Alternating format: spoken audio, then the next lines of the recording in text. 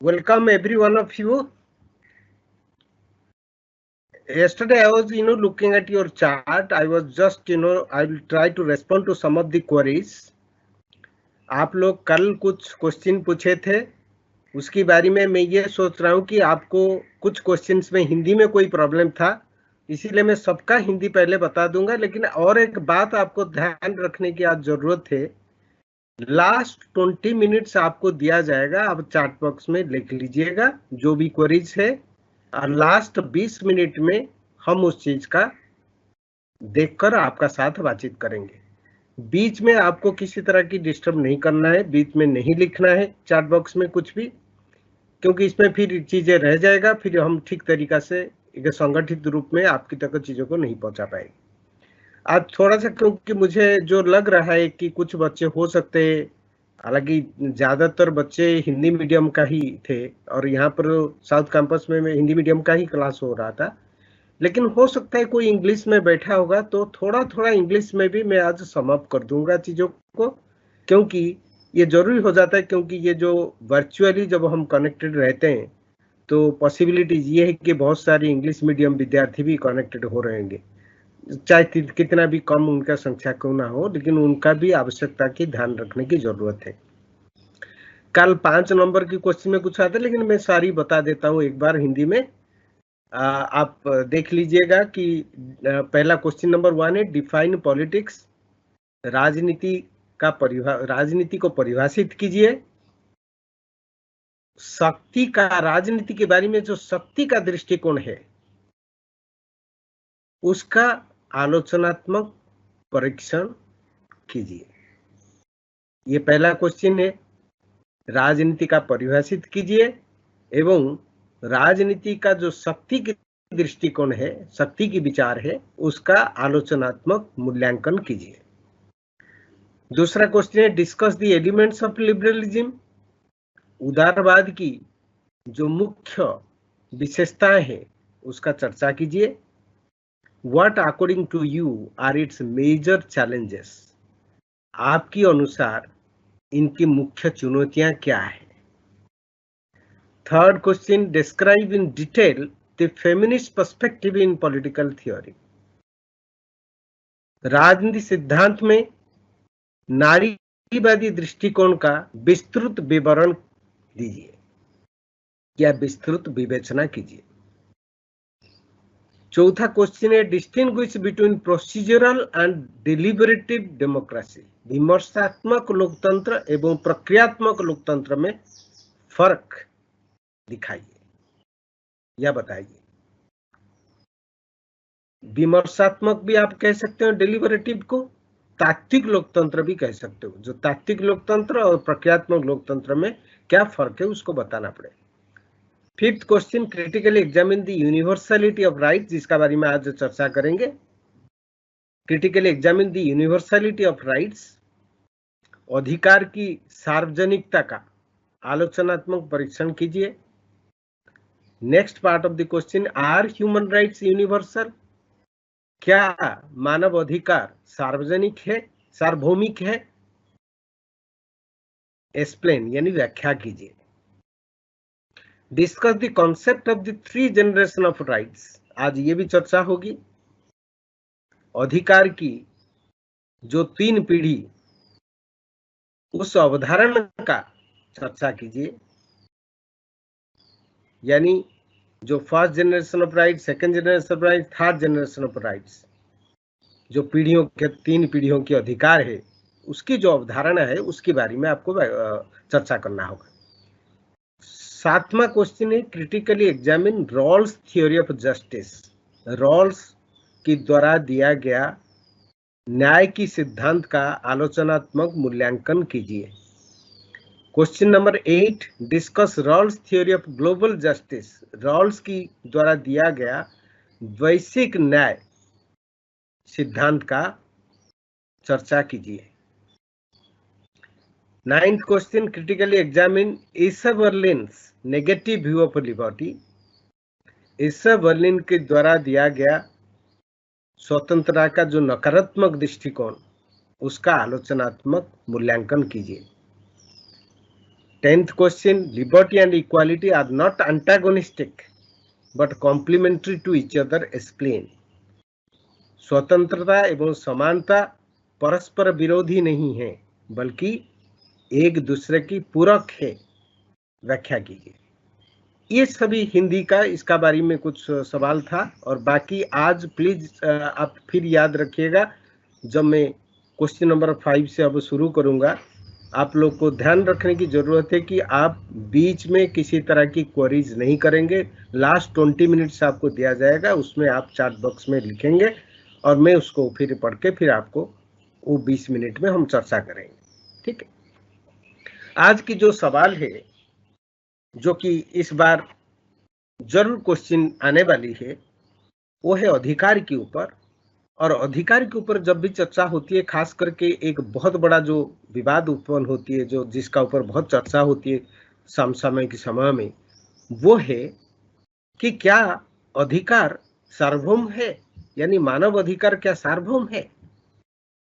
इसके बारे में जो मुख्य रूप से जो चर्चा करेंगे, उसको किस हिस्सा में आपको रखने की जरूरत है। पहले तो ये बताना पड़ेगा कि ह्यूमन राइट्स है ही क्या, और फिर उसकी सार्वजनिकता को या इस सार्वभौमिकता को लेकर किस तरह के प्रश्न उठ रही है, उसके बारे में हम चर्चा करेंगे। लेकिन पहली बात यह है कि ये मानव अधिकार है क्या।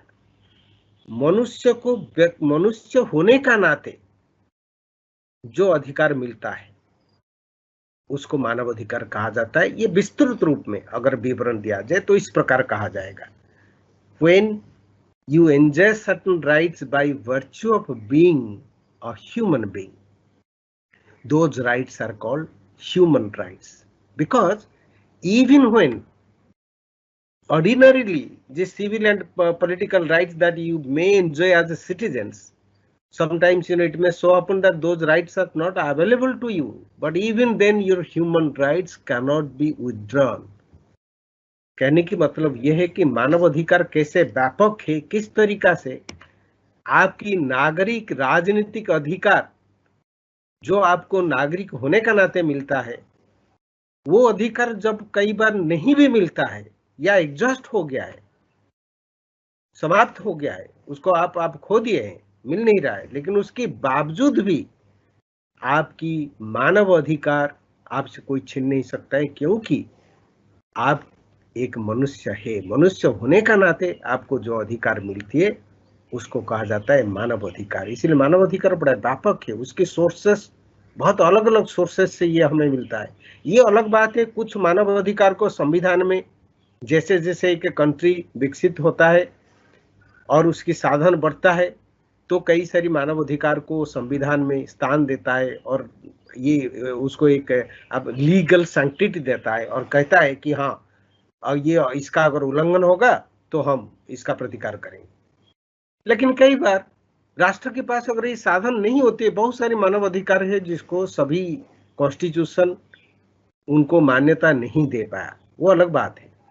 लेकिन मानव अधिकार जो खास करके जो मौलिक है, जिनको लेकर अभी विश्व स्तर पर एक सहमति बनी हुई है, उस मानव अधिकार के कम से कम हम कई ट्रीटी भी साइन कर चुके हैं, तो इसीलिए ये कहा जाता है कि उसको हम किसी से छीन नहीं सकते। तो इसीलिए आप देखते हैं कई बार जो प्रिजनर ऑफ वॉर है या जिनके ऊपर किसी तरह की कोई मुकदमा चल रहा है, कोई एलिगेशन है, ठीक है, एक तरह से क्राइम का भी एलिगेशन हो सकता है, किसी तरह की कोई एलिगेशन है, वो लोग भी आप देखते हैं मानव अधिकार से वंचित उनको किया नहीं जा सकता है।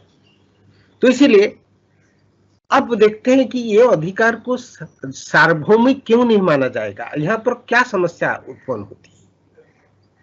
इनको सार्वभौमिक इसीलिए माना नहीं जा सकता है कुछ लोग के अनुसार, क्योंकि वो सोचते हैं कि नहीं, ये संस्कृति का ऊपर निर्भर करता है, ये अधिकार हर जगह में अलग अलग तरह की होता है।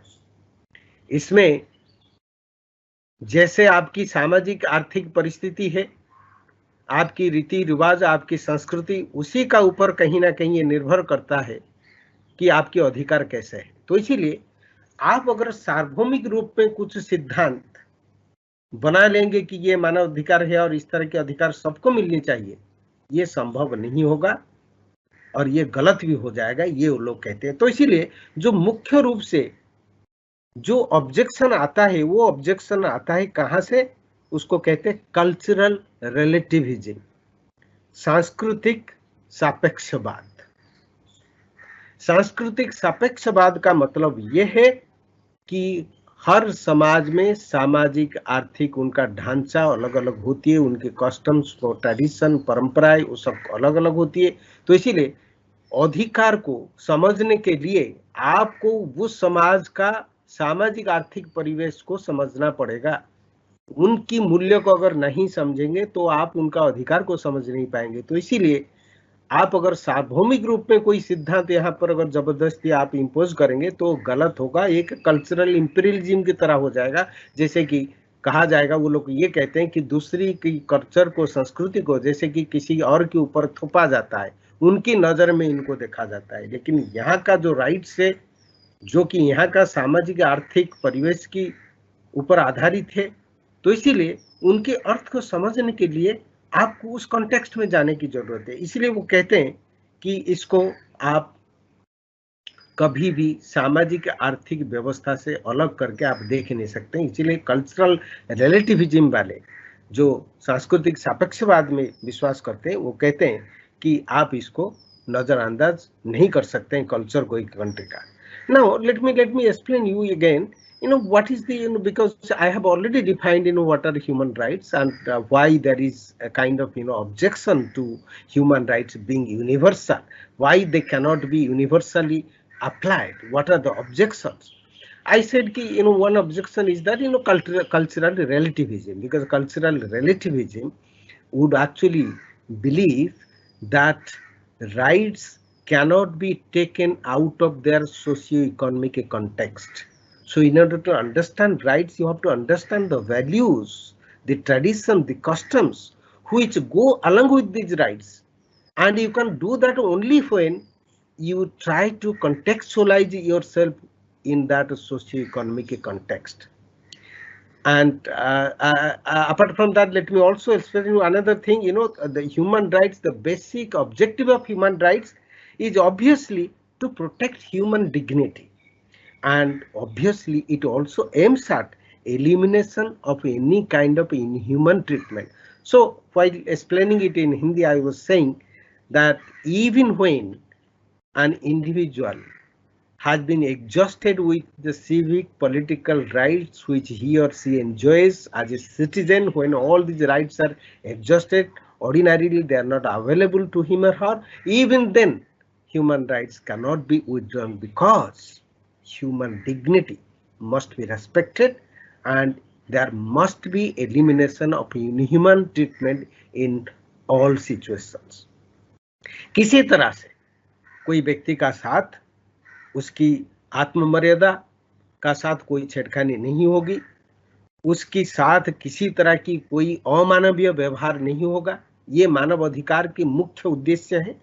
और इसीलिए ये चीजों को जानने के लिए कि है क्या, कल्चरल रिलेटिविज्म कहता है कि आपको सोशियो इकोनॉमिक कल्चर में जाना पड़ेगा, कॉन्टेक्स्ट में जाना पड़ेगा, और तभी जाके आप समझ पाएंगे एक अधिकार, एक समाज में उसके कल्पना क्या है, उसके अर्थ क्या है, और क्या उसको किस तरीका से प्रोटेक्ट किया जा सकता है। उसकी पूरी बात को समझने के लिए आपको एक समाज की कल्चर के बारे में सोचने की जरूरत है। उसके बिना आप ये चीजें नहीं कर पाएंगे।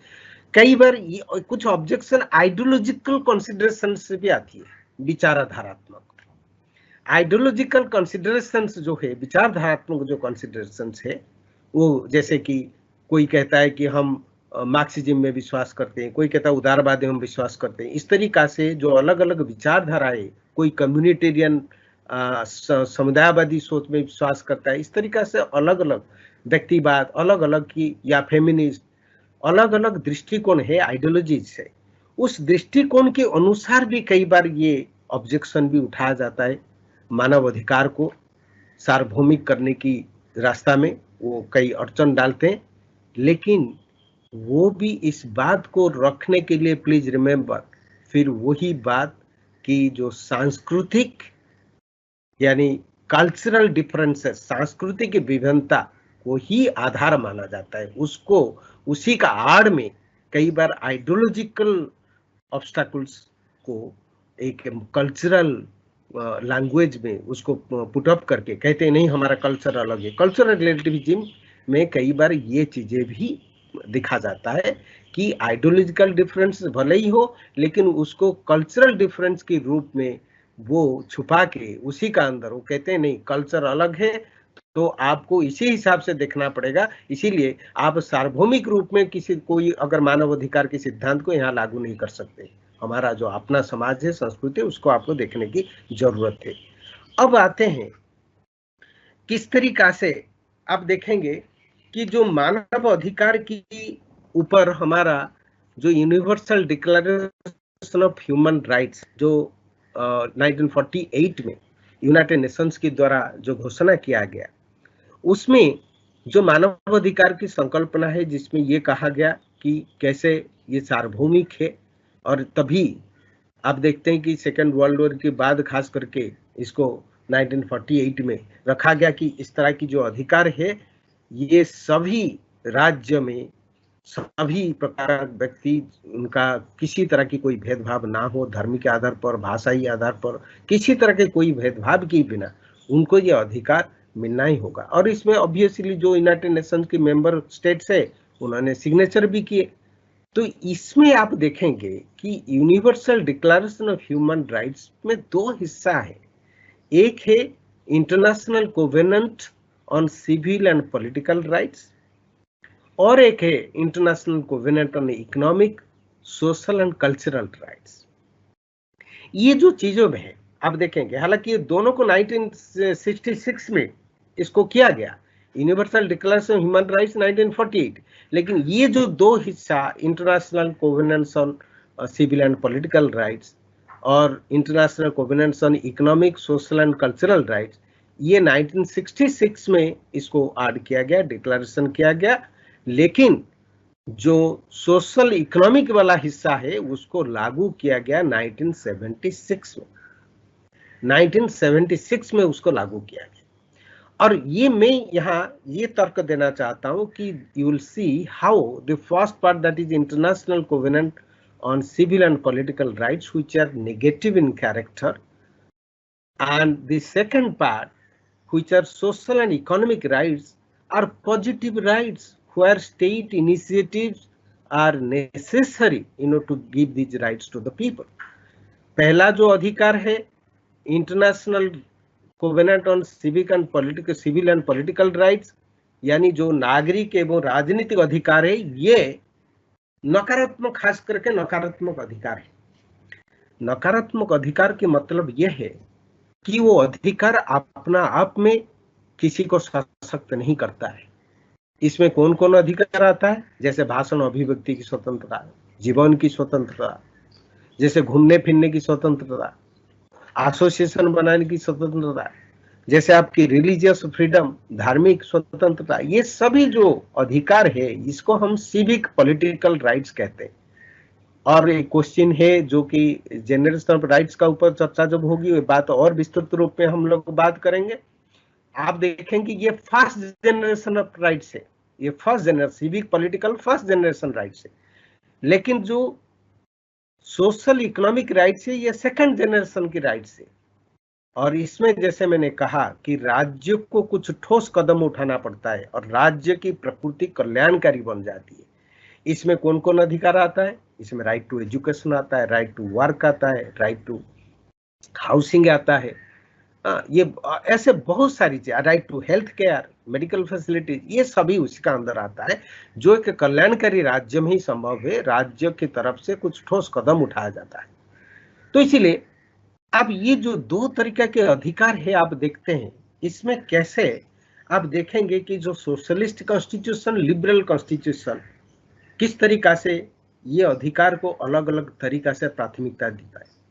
जो जिसको सोशलिस्ट कॉन्स्टिट्यूशन जिन्होंने फॉलो किया वो ऑब्वियसली उनको लगता है कि ये जो सेकेंड जनरेशन राइट्स है, खास करके सामाजिक आर्थिक, जो 1976 में इम्प्लीमेंटेशन हुआ, ये ज्यादा महत्वपूर्ण है और इसको ज्यादा फोकस करना चाहिए। लेकिन जो सिविक पॉलिटिकल राइट्स जिसमें खास करके कुछ नकारात्मक अधिकार मिलते हैं वो अपने आप में सशक्त नहीं है। आपका पास साधन है तो अधिकार के फायदा आप उठा सकते हैं, साधन नहीं है तो उसका फायदा आपको नहीं मिलेगा। तो ये जो अधिकार है, ये अधिकार अपना आप में व्यक्ति को सशक्त नहीं करता है, और इसलिए इसको खास करके कौन ज्यादा सपोर्ट करते हैं, समर्थन करते हैं? जो लिबरल कॉन्स्टिट्यूशन, जो उदारवादी संविधान में विश्वास करते हैं, ये इस चीज को ज्यादा प्राथमिकता देते हैं। और इसी में भी आप देखेंगे कैसे जो विरोधाभास आ जाती है। इसीलिए मैं कह रहा हूं कि ह्यूमन राइट्स को यूनिवर्सल करने में ये एक बहुत बड़ा अड़चन है। जो यहाँ पर जो विरोधाभास आ जाती है, जो अंतर्विरोध आ जाती है, वो ये है कि सिविल पॉलिटिकल राइट्स को डेवलप्ड कंट्रीज सपोर्ट कर रहे हैं, विकसित राष्ट्र इसका तरफदारी कर रहे हैं, लेकिन जो डेवलपिंग कंट्रीज है, खास करके इंडिया जैसे, आप देखते हैं जो हमारा खास करके बहुत सारी सोशलिस्ट एलिमेंट्स हमारी कॉन्स्टिट्यूशन में है, और हमारी प्रियम्बल में भी सोशलिज्म का शब्द का इस्तेमाल भी किया गया है। तो इसीलिए ऑब्वियसली हमें ज्यादा महत्वपूर्ण है सामाजिक आर्थिक अधिकार, जो सेकंड जनरेशन ऑफ राइट्स है।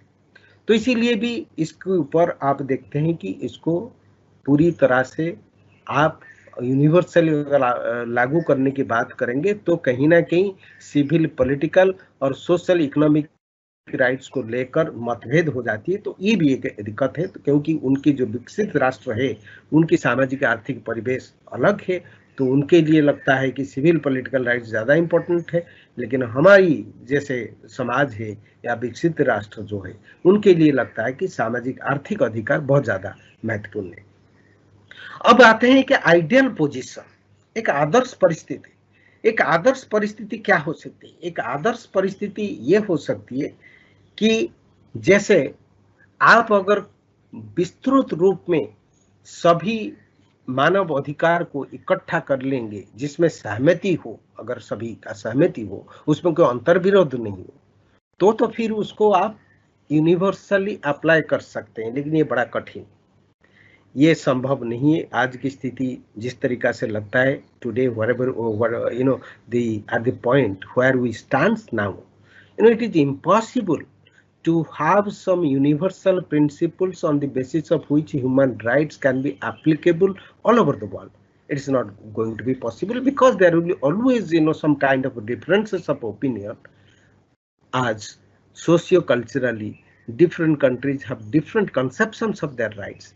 So obviously their cultural patterns differ widely. So obviously when you cannot have any unity, any commonality, so it is very difficult to have such an ideal scheme of human rights.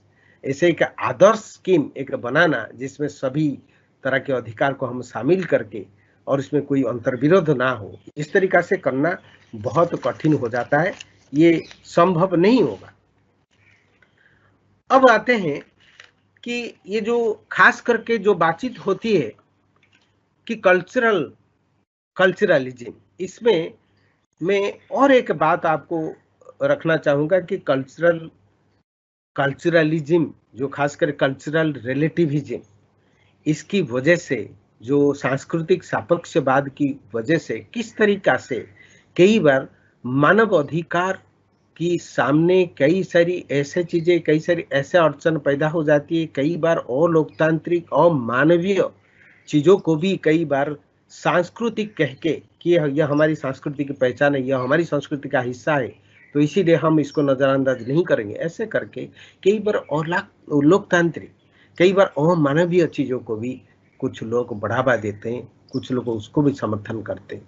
तो इसीलिए यहाँ पर जो मुख्य जो important बात है, अब हम लास्ट पार्ट में एंटर कर रहे हैं इस क्वेश्चन का, जिसमें आपको थोड़ा सा क्रिटिक करके उसको आलोचनात्मक दृष्टिकोण से कि कल्चरल रिलेटिविज्म कहाँ गलती कर रहा है, वो गलती को कैसे सुधारा जाएगा, और किस प्रकार हम अभी जो कंटेम्प्रेरी सोसाइटी में हम किस प्रकार बातचीत को कैसे आगे बढ़ाएंगे, कैसे तर्क करेंगे, ताकि एक तरह से एक हार्मोनी बनी रहे। क्योंकि जिस तरीका से आप देखते हैं ह्यूमन राइट्स कोई फिक्स डॉक्ट्रिन नहीं है, ये निरंतर बदलती रहती है, और बहुत सारी जो डेवलपमेंट्स होती है, इंडस्ट्रियलाइजेशन होती है और नॉलेज का जिस तरीके से एक्सपांशन होती है, इसकी वजह से आप देख रहे हैं कि ग्लोबलाइजिंग वर्ल्ड में एक जहाँ वैश्वीकरण एक आम चीज हो गया, यहाँ पर आप देखते हैं जागरूकता जिस तरीका से बढ़ रही है, तो इस जागरूकता की वजह से कई बार आप ये भी देखेंगे कि लोग एक सोकल जो खास करके उनको लगता है कि नहीं ये बाह्य संस्कृति है, ये हमारे ऊपर थोपा जाता है, तो उसको उसके खिलाफ आंदोलन करने के लिए प्रतिक्रिया के स्वरूप जो प्रतिक्रिया को तीव्र प्रतिक्रिया होती है, इसमें कई बार वो क्या करते हैं कि परंपरा के नाम पर, संस्कृति के नाम पर, अपनी पहचान के नाम पर ऐसे ऐसे अलोकतांत्रिक अमानवीय चीजों को सामने ले आते हैं और उसी को आगे बढ़ाने के लिए तत्पर हो जाते हैं, जो कि अधिकार की संकल्पना के लिए बिल्कुल अच्छी बात नहीं है, एक अच्छा स्वस्थ समाज के लिए बिल्कुल अच्छी बात नहीं है। तो इसीलिए यहाँ पर बहुत इंपॉर्टेंट क्या जरूरी है, किस तरीका से ये जो कल्चरल रिलेटिविज्म है, उनकी जो समस्या है, उसको हम कैसे दूर कर पाएंगे। इसको दूर करने के लिए आपको जरूरी है democratisation in the realm of culture is very important. What is this? What is democratization in the realm of culture? It means the cultural traditions, customs, whatever are there in a particular society, they have to pass the test of democracy. They must be human. They must be democratic. And they must, of course, stand to scientific norms, जिसके ऊपर किसी तरह से कोई विरोधाभास नहीं है, कोई असहमति नहीं है। ऐसे बहुत सारी चीजें हैं। अभी हम आधुनिक समाज में जहां तक हम पहुंचे हैं, हम जानते हैं कि लोकतंत्र सबसे बेहतरीन एक विचारधारा है। और लोकतंत्र का अलग अलग पहलू है, जैसे कल चर्चा हो रही थी, आर्थिक पहलू है, सांस्कृतिक पहलू है, सामाजिक पहलू है, राजनीतिक पहलू है। तो एक संपूर्ण लोकतांत्रिक अगर व्यवस्था अगर हो, तो वो जो मॉडर्न नोशन है, वो कोई वेस्टर्नाइजेशन वाली बात नहीं है कि उसका विरोध करो। वेस्टर्न फिलॉसफी से अगर कोई चीजें सीखने के लिए है तो सीखना चाहिए, बिल्कुल सीखना चाहिए। जैसे ईस्टर्न फिलॉसफी से भी उनको बहुत कुछ सीखने के लिए है, तो इसी तरीका से इसका प्रतिवाद करने की कोई जरूरत है। मॉडर्न नोशन में जहां पर हमारी सहमति बनी हुई है, साइंस टेक्नोलॉजी आज जहां तक पहुंचाए, उसकी विचारधारा के अनुसार जिस चीज को हम देखते हैं कि ये मानवीय है, ये लोकतांत्रिक है, ये सही है, और कुछ चीजें ऐसे हैं जो अमानवीय है, जो गलत है, उसमें परिवर्तन होना चाहिए। तो इसीलिए सभी संस्कृति, सभी परंपराएं को ये डेमोक्रेटिक टेस्ट को पास करना जरूरी है। इस तरीका से साइंटिफिक जो प्रिंसिपल्स है, उसकी बलबूते पर, उसके आधार पर उसको नापने की जरूरत है और उसमें संशोधन करने की जरूरत है। इसी को कहते हैं democratisation in the realm of culture. तो अब देखते हैं कि कई बार आप देखेंगे कि मैं आपको एक आज जिस तरीका से ग्लोबलाइजिंग वर्ल्ड में, एक बहुसांस्कृतिक समाज में, एक बहुत बड़ा दार्शनिक जो इंडियन भी है लेकिन ब्रिटेन में रहते हैं, जिनके नाम है भिको पारेख, उनकी खास करके कुछ बातों के ऊपर मैं चर्चा करूंगा। और लेकिन उससे पहले मैं आपको जो कल्चरल रिलेटिविज्म की बात बता रहा हूं, उसी में आपको मैं बताऊंगा, जैसे एक तरफ है ये कल्चरल रिलेटिविज्म, जिसको आप संस्कृतिवाद भी कह सकते हो, सांस्कृतिक सापेक्षवाद भी कह सकते हो। उसी तरह से और एक जो स्कूल ऑफ थॉट है वो है नेचुरलिज्म, यानी प्रकृतिवाद। इसलिए प्रकृतिवाद और संस्कृतिवाद, ये जो दो जो बड़े धाराएं हैं, जो स्कूल ऑफ थॉट है, ये क्या कहता है? नेचुरलिज्म कहता है कि सभी व्यक्ति का व्यवहार, व्यक्ति का प्रकृति हर जगह में एक जैसा है, तो बदलती नहीं है। संस्कृति चाहे कैसा भी हो, हर जगह में एक जैसा है। जैसे आप जानते हैं कि हॉब्स, माकियावेली, इस तरह के बहुत सारी जिन्होंने कही कि व्यक्ति स्वार्थी है, झगड़ालू है, इस तरीके से जो बात कहा गया, ठीक है, और हर जगह में इसी तरीका से। लेकिन जो कल्चरलिज्म है वो कहता है नहीं, जो स्पेसीज रिलेटेड प्रॉपर्टीज है ह्यूमन बीइंग का, जैसे खाना पीना, भूख लगा तो खाना, प्यास लगा तो आपको पानी की जरूरत होती है, पीने की जरूरत होती है, तो ये जो स्पेसीज रिलेटेड है और फिर एक दिन जन्म हुए तो एक दिन मरेंगे। ये जो स्पेसीज रिलेटेड प्रॉपर्टीज है, इसको छोड़कर जो संस्कृति की बात है, आपकी व्यवहार, आपकी प्रकृति जो है वो बदलती रहती है आपकी सामाजिक आर्थिक परिवेश के अनुसार। तो इसलिए बहुत सारा की इसमें बदलाव हो सकती है। तो ये कल्चरलिज्म है। लेकिन भिक्खू पारेख का कहना है कि ये दोनों दृष्टिकोण ही गलत है। ये दोनों दृष्टिकोण एक्सट्रीम पे हमें ले जाते हैं। लेकिन भिक्खू पारेख जो एक बहुत बढ़िया एक कॉन्सेप्ट दे रहे हैं, जिनकी अनुसार आपको इसको कंक्लूजन में लाने की जरूरत है, that is intercultural dialogue model. You know, Bhikkhu Parekh is famous for his intercultural dialogue model. You know, what is it? It means every culture is in interaction with other cultures. There is a continuous exchange of thoughts between different kinds of, cultures.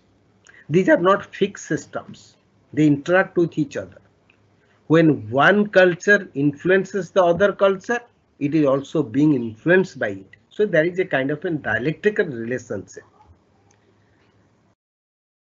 अंत सांस्कृतिक संवाद का जो अवधारणा है भिक्खू पारेख देते हैं, इंटरकल्चरल डायलॉग मॉडल, इसका हिंदी हुआ अंत सांस्कृतिक संवाद।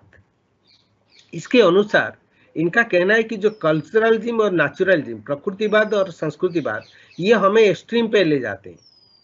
ऐसा नहीं है कि हर जगह मनुष्य की स्वभाव एक जैसा है, ऐसा नहीं कि मनुष्य की स्वभाव बदलती रहती है संस्कृति के अनुसार। ये दोनों एक्सट्रीम पे चले जाते हैं, बल्कि इसके बीच का ही सच्चाई है।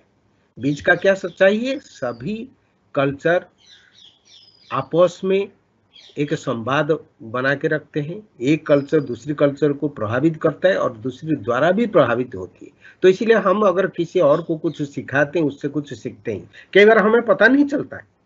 आप जैसे अलग अलग भारत का अलग अलग हिस्सा से आप आए हैं, अलग अलग भाषा हो सकती है, अलग अलग धर्म का है, अलग अलग रीति रिवाज आप लोग का हो सकता है, अपनी जो क्षेत्र का आधार पर अगर आप देखेंगे। लेकिन जब आप दिल्ली में आके अगर शिक्षा ग्रहण करते हैं तो आप देखते हैं एक दूसरे को आप बहुत कई तरीका से आप प्रभावित करते हैं। आपको पता नहीं चलता है कि कैसे आपकी खान पान किसी और साथी का साथ रहने से थोड़ा बहुत उसमें बदलाव आ जाती है। आपकी ड्रेस, आपकी जो ड्रेस कोड में भी परिवर्तन आ जाती है। तो इस तरीका से सभी कल्चर को प्रभावित करता है, उसके द्वारा प्रभावित भी होता है। ये अगर बातें हैं तो ऑब्वियसली हमें एक जो मुख्य बात है, जो डेमोक्रेटिक है, जो कस्टम ट्रेडिशन, ऐसे बहुत सारी पुराना चीजें हैं जिसमें बहुत सारी अच्छी मूल्य भी है। तो इसीलिए पुराना होने का मतलब ये नहीं कि वो सब आउटडेटेड, सब गलत, सब जो है अंधविश्वास से भरा हुआ है। नहीं, उसमें भी बहुत सारी अच्छाइयां हो सकती है। तो इसीलिए अगर आप जब संवाद करते हैं, एक दूसरे से आप सीखते हो, तो आप अच्छी चीजें सीखने की प्रयत्न करते हो। और इसी संवाद के माध्यम से जो कट्टरपन, जो ऐसे मौलिक चीजें जो खास करके अंधविश्वास के ऊपर आधारित है, जो गलत है, जो अनसाइंटिफिक है, जो अमानवीय है, उसको धीरे धीरे हम कई बार पीछे छोड़ देते हैं और उसकी जगह पर हम उसको डेमोक्रेटाइज करके अच्छी चीजें लाते हैं। और संस्कृत से भी हम कई अच्छी चीज सीखते हैं, जैसे हमारी संस्कृत से भी बहुत अच्छी चीजें और लोग भी सीखते हैं। तो इसी तरीका से एक हार्मोनी बना के ही आप अगर ह्यूमन राइट्स का बारे में बात करेंगे तो फिर ऐसा हो सकता है कि हमें कुछ ऐसे चीजों को लेकर ऐसे एक समय आ सकती है जहां पर एक सहमति बन जाएगा मौलिक स्तर पर। तो हो सकता है एक आदर्श स्थिति की तरफ हम धीरे धीरे बढ़ सकते हैं। वो आज इतना जल्दी नहीं आ पाएगा, लेकिन वो धीरे धीरे हो सकते हैं। लेकिन अभी कम से कम आपको ये बात भी देखना पड़ेगा कि जो लोकतांत्रिक आधार पर जो सही निकलता है और जो किसी का पहचान बना हुआ है, तो उसका पहचान को हम समाप्त नहीं कर सकते हैं। तो इसीलिए उसको हम सम्मान प्रदर्शन करेंगे। इसीलिए जियो और जीने दो, इस तरीका से हम लेकर एक दूसरे से सीख कर अगर हम धीरे धीरे इसको आगे बढ़ाएंगे तो हो सकता है ऐसे के समय आ सकती है जहाँ यूनिवर्सल रूप में अधिकार का बारे में कुछ ऐसे ही सिद्धांत हम हो सकता है हमें मिल जाएगा। अब नेक्स्ट क्वेश्चन के बारे में हम चर्चा करेंगे, जो कि बहुत आसान हो जाएगा, क्योंकि जब आप discuss the concept of 3 generation of rights, 3 पीढ़ियों की अधिकार के बारे में जब आप बात करेंगे, तो ये आपको हिस्टोरिकली मैं आपको ले जाऊंगा जैसे कि 18th सेंचुरी, 19th सेंचुरी और 20th सेंचुरी। ये 3 सेंचुरी की हिस्टोरिकल जो स्पेसिफिसिटी के माध्यम से हम आपको समझाने की प्रयत्न करेंगे, और इसी को लेकर आप लोग पढ़ेंगे भी होंगे कि किस तरीका से एक टी.एच. मार्शल करके एक विद्वान है, उन्होंने नागरिकता का सिद्धांत दिया था। वहाँ पर भी ये इस तरीका से ये जो 3 जो हिस्टोरिकल पीरियड की बात मैं कर रहा हूँ, वो भी ब्रिटेन के समाज में अधिकार की अध्ययन करने का समय में, नागरिकता के अध्ययन करने का समय में इसी तरीका से ये 3 स्टेजेस को देखा था। तो अब हम देखेंगे फर्स्ट जनरेशन राइट्स में जो अधिकार आती है, जो सिविल पॉलिटिकल राइट्स कहा जाता है, जिसके बारे में मैं थोड़ा चर्चा इससे पहले भी कर रहा था, जो international covenant on civil and political rights, जिसका खास करके 1966 में डिक्लेरेशन हुआ।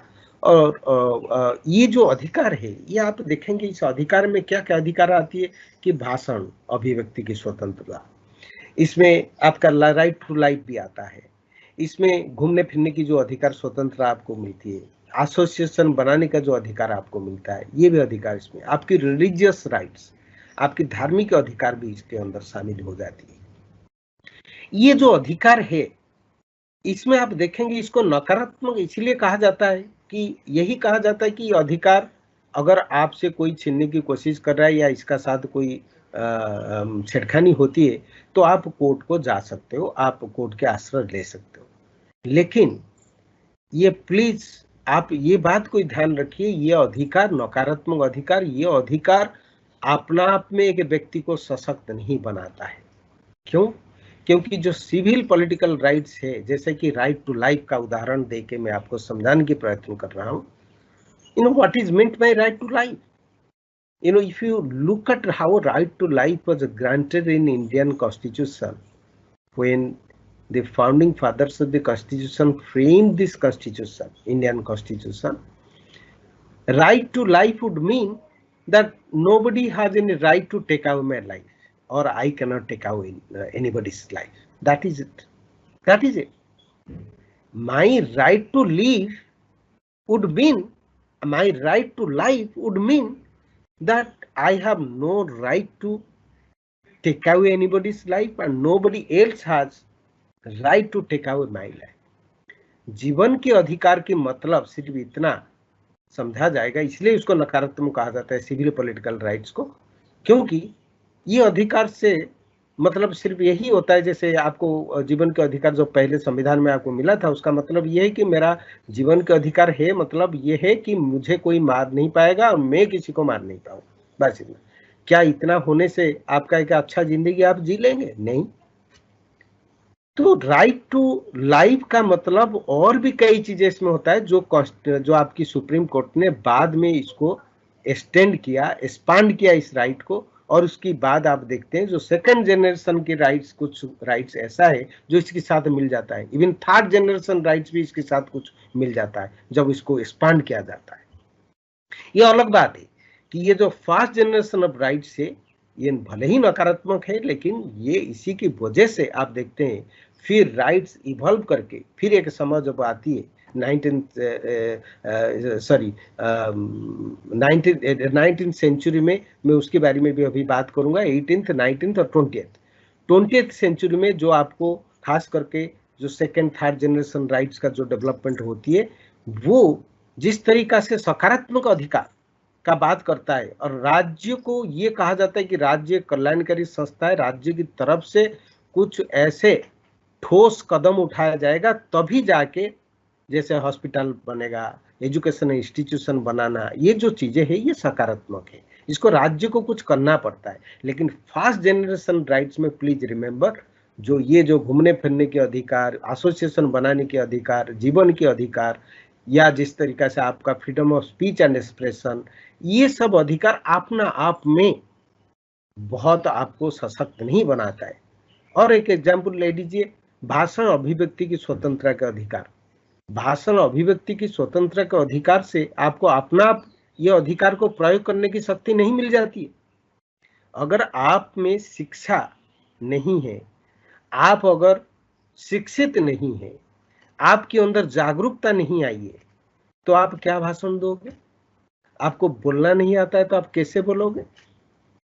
आप अगर कुछ चीजें लेख के माध्यम से कहीं पर एक मैसेज कन्वे करना चाहोगे, एक पीच लिखने के लिए आपको लैंग्वेज जानने की जरूरत है, आपको कॉन्सेप्ट का इस्तेमाल कैसे किया जाता है उसका जानने की जरूरत है।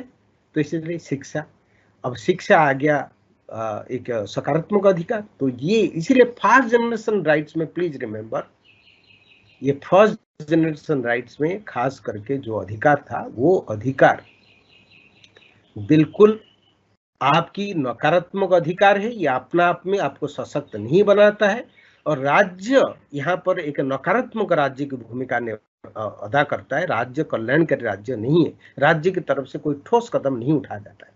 लेकिन जब सेकेंड जनरेशन पर राइट्स आती है, सेकेंड जनरेशन राइट्स में क्या क्या, जो द्वितीय पीढ़ी का जो अधिकार है वो है सामाजिक आर्थिक अधिकार खास करके। And yesterday I was talking of, how to make your procedural democracy, how to transform it into deliberative democracy by extending democracy from the formal sphere to the informal sphere, that means to the social and economic sphere. Okay, so when you talk about social and economic democracy, it would mean that there should not be any differences in the society on the basis of caste, on the basis of religion, on the basis of language, region. There should not be any kind of differences. No discrimination should be there.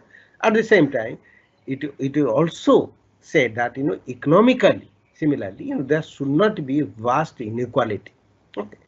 And you just simply, you cannot have a democracy when some people do not have the basic minimum, and some people are so luxurious, they have so much that they don't know how to spend it, things like.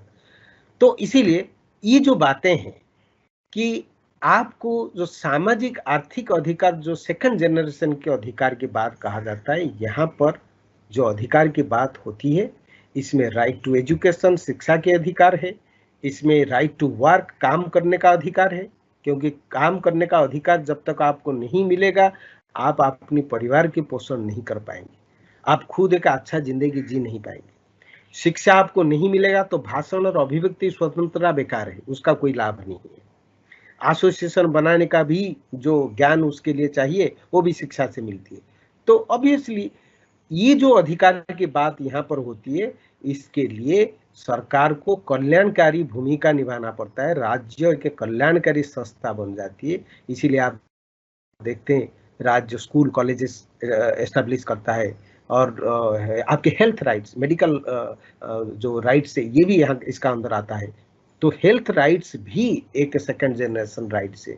Health rights के लिए आपको obviously आपको चाहिए कि hospital बनाना, और ये काम तभी हो सकती है जब सरकार इस काम को बड़े पैमाने में लेगा। प्राइवेट हॉस्पिटल में सभी को जाके इलाज कराने की पैसा उनका पास नहीं है, उनका पास साधन नहीं है, तो इसलिए वो नहीं कर पाएंगे।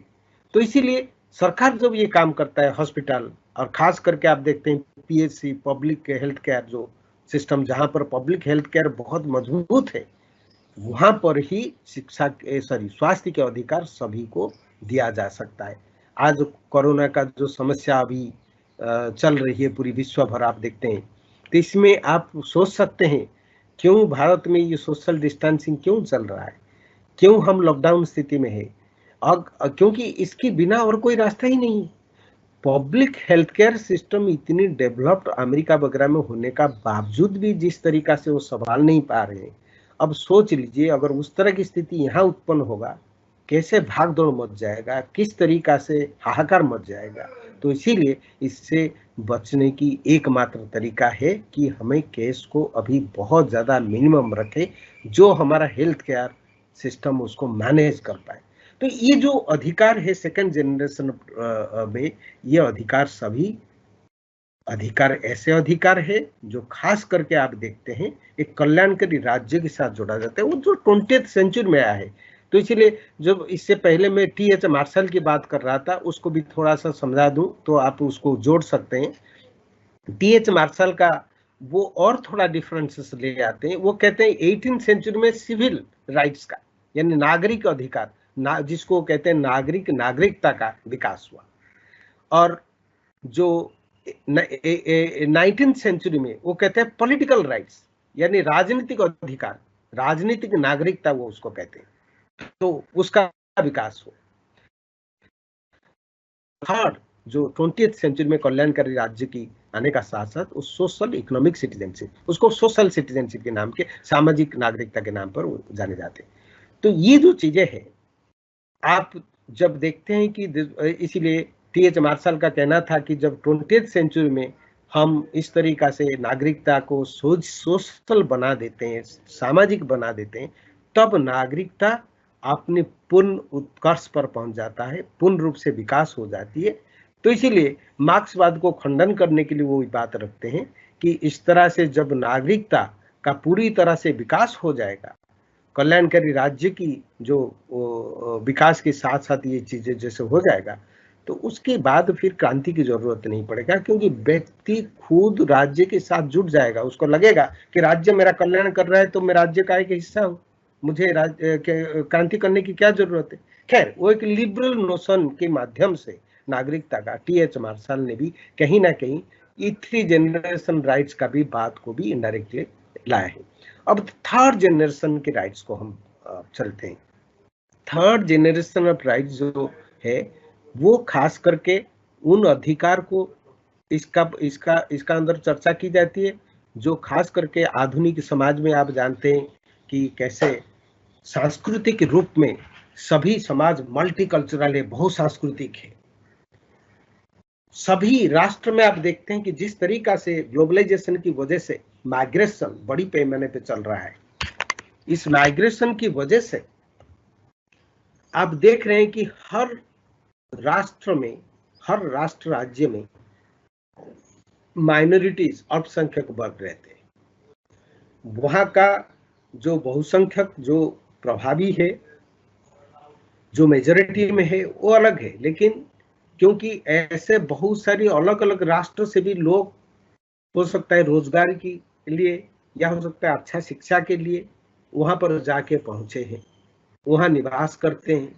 तो इसीलिए कई बार समस्या ये उत्पन्न हो जाती है कि किस तरीका से ये जो कल्चरल माइनॉरिटीज है, सांस्कृतिक रूप में जो अल्पसंख्यक वर्ग है, उनके अधिकार की रक्षा कैसे होगी। इसीलिए थर्ड जनरेशन में, थर्ड जनरेशन राइट्स में ये बात कहा जाता है कि जो सांस्कृतिक अधिकार है अल्पसंख्यक वर्ग का, उसका रक्षा करना। तो ऑब्वियसली आपका थर्ड जनरेशन राइट्स में cultural rights of the minorities, अल्पसंख्यक वर्ग की अधिकार की रक्षा होना बहुत जरूरी है। और ये आप सभी देखते हैं, अमेरिका, ब्रिटेन, कहीं पर भी, जर्मनी, जितनी भी डेवलप्ड कंट्रीज है, सभी में आप देखेंगे कि एशिया से लोग है, अफ्रीका से लोग है, बहुत अलग अलग प्रांतों से, जैसे भारत का लोग है, बांग्लादेश, श्रीलंका, नेपाल, सभी से जाकर लोग वहाँ निवास करते हैं। तो उनका जो रहन सहन, उनकी भाषा, उनके धर्म, इस सब को लेकर उनका भी जो अधिकार है, उस अधिकार को कैसे वहाँ पर रक्षा किया जाएगा।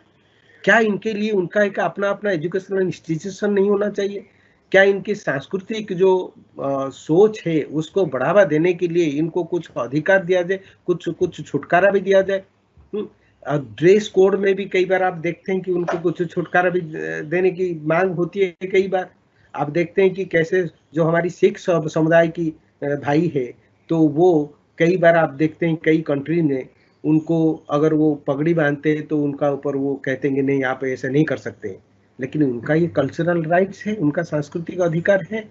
तो इसीलिए इसका ऊपर भी बहुत तरह तरह के आंदोलन भी हो रही है, बातचीत हो रही है। तो इसीलिए ये जो अधिकार को, जो थर्ड जनरेशन ऑफ राइट्स में कई सारी जो अधिकार की बात किया गया है, इसको बहुत विकसित रूप में कई जगह पर मान्यता मिलती है। हमारी भारतीय संविधान की उदाहरण ले लीजिए, भारत की संविधान में जो आर्टिकल 29, आर्टिकल 30, 29 और 30, वो क्या है? वो आपकी फंडामेंटल राइट्स का हिस्सा है, आपके मौलिक अधिकार के हिस्सा है। और आप सभी जानते हैं मौलिक अधिकार का अगर उल्लंघन हुआ, आप कोर्ट कचहरी में आप जा सकते हो, आप उसकी ऑब्वियसली जुडिशियली आप उसकी प्रोटेक्शन मांग सकते हो। तो इसीलिए उसको मौलिक अधिकार कहा जाता है। और ये जो 29-30 का अधिकार है, ये क्या क्या अधिकार है? ये cultural and educational rights of the minorities. यही वजह है कि आप देखते हैं कि भारत की संविधान एक तरफ जो व्यक्तिगत अधिकार, जो सिविल पॉलिटिकल राइट्स, जो फर्स्ट जनरेशन राइट्स, और जो सेकंड जनरेशन, थर्ड जनरेशन की जो राइट्स है, ये सबको इकट्ठा कैसे समन्वित करने की जो कोशिश कर रही है भारतीय संविधान। इसलिए भारतीय संविधान में ग्रुप राइट्स और इंडिविजुअल राइट्स, ये दोनों को मिलाने की कोशिश हो रही है। तो ये जो आर्टिकल 29-30 की बात मैं कर रहा हूँ, जहां पर cultural and educational rights of the minorities, उनको प्रोटेक्शन दिया जाता है और कहा जाता है कि जो अपना अपना कल्चर है, ट्रेडिशन है, भाषा है, उसको आप प्रोटेक्ट कर सकते हो, उस कंजर्व कर सकते हो, उसका रक्षण कर सकते हो। और इसी से आर्टिकल 30 में और जो एक अधिकार बनता है कि आप एजुकेशनल इंस्टीट्यूशन एस्टैब्लिश कर सकते हो और उसको एडमिनिस्टर भी कर सकते हो, यानी आप प्रतिष्ठा कर सकते हो और उसका परिचालन भी कर सकते हो। ये अधिकार खास करके आपको 29-30 आर्टिकल में दिया जाता है। तो इसीलिए आप देखते हैं ये जो अधिकार है, ये थर्ड जनरेशन ऑफ राइट्स है। थर्ड जनरेशन ऑफ राइट्स में भी आपकी पर्यावरण की बात भी होती है, क्योंकि जैसे मानव अधिकार के बारे में चर्चा करने के समय में मैंने कहा था कि मानव अधिकार एक बदलती हुई एक अवधारणा है। It's evolving, it's continuously evolving with the changing time and circumstances. The meaning of human rights also goes and changing. New rights are being added to it. So if you look at that, then obviously you see that probably in the third generation of rights you can talk about rights of the upcoming generation, the generation which is not born. Obviously they cannot protect their right, they cannot be vocal because they are yet to be born. So you can think of them, you can think of sustainable development, you can think of protecting this environment, which becomes very very urgent nowadays, as you know.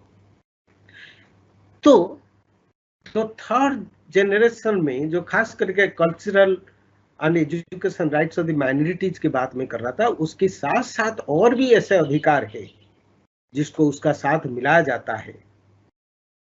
और उसमें जैसे जीवन के अधिकार को, जैसे मैंने कहा, जो कि फर्स्ट जनरेशन राइट्स ने उसको जब एक्सपांड किया गया, उसके साथ हमारी सुप्रीम कोर्ट ने एक जजमेंट दिया, उसमें कहा कि जैसे तैसे जीना जिंदगी नहीं है,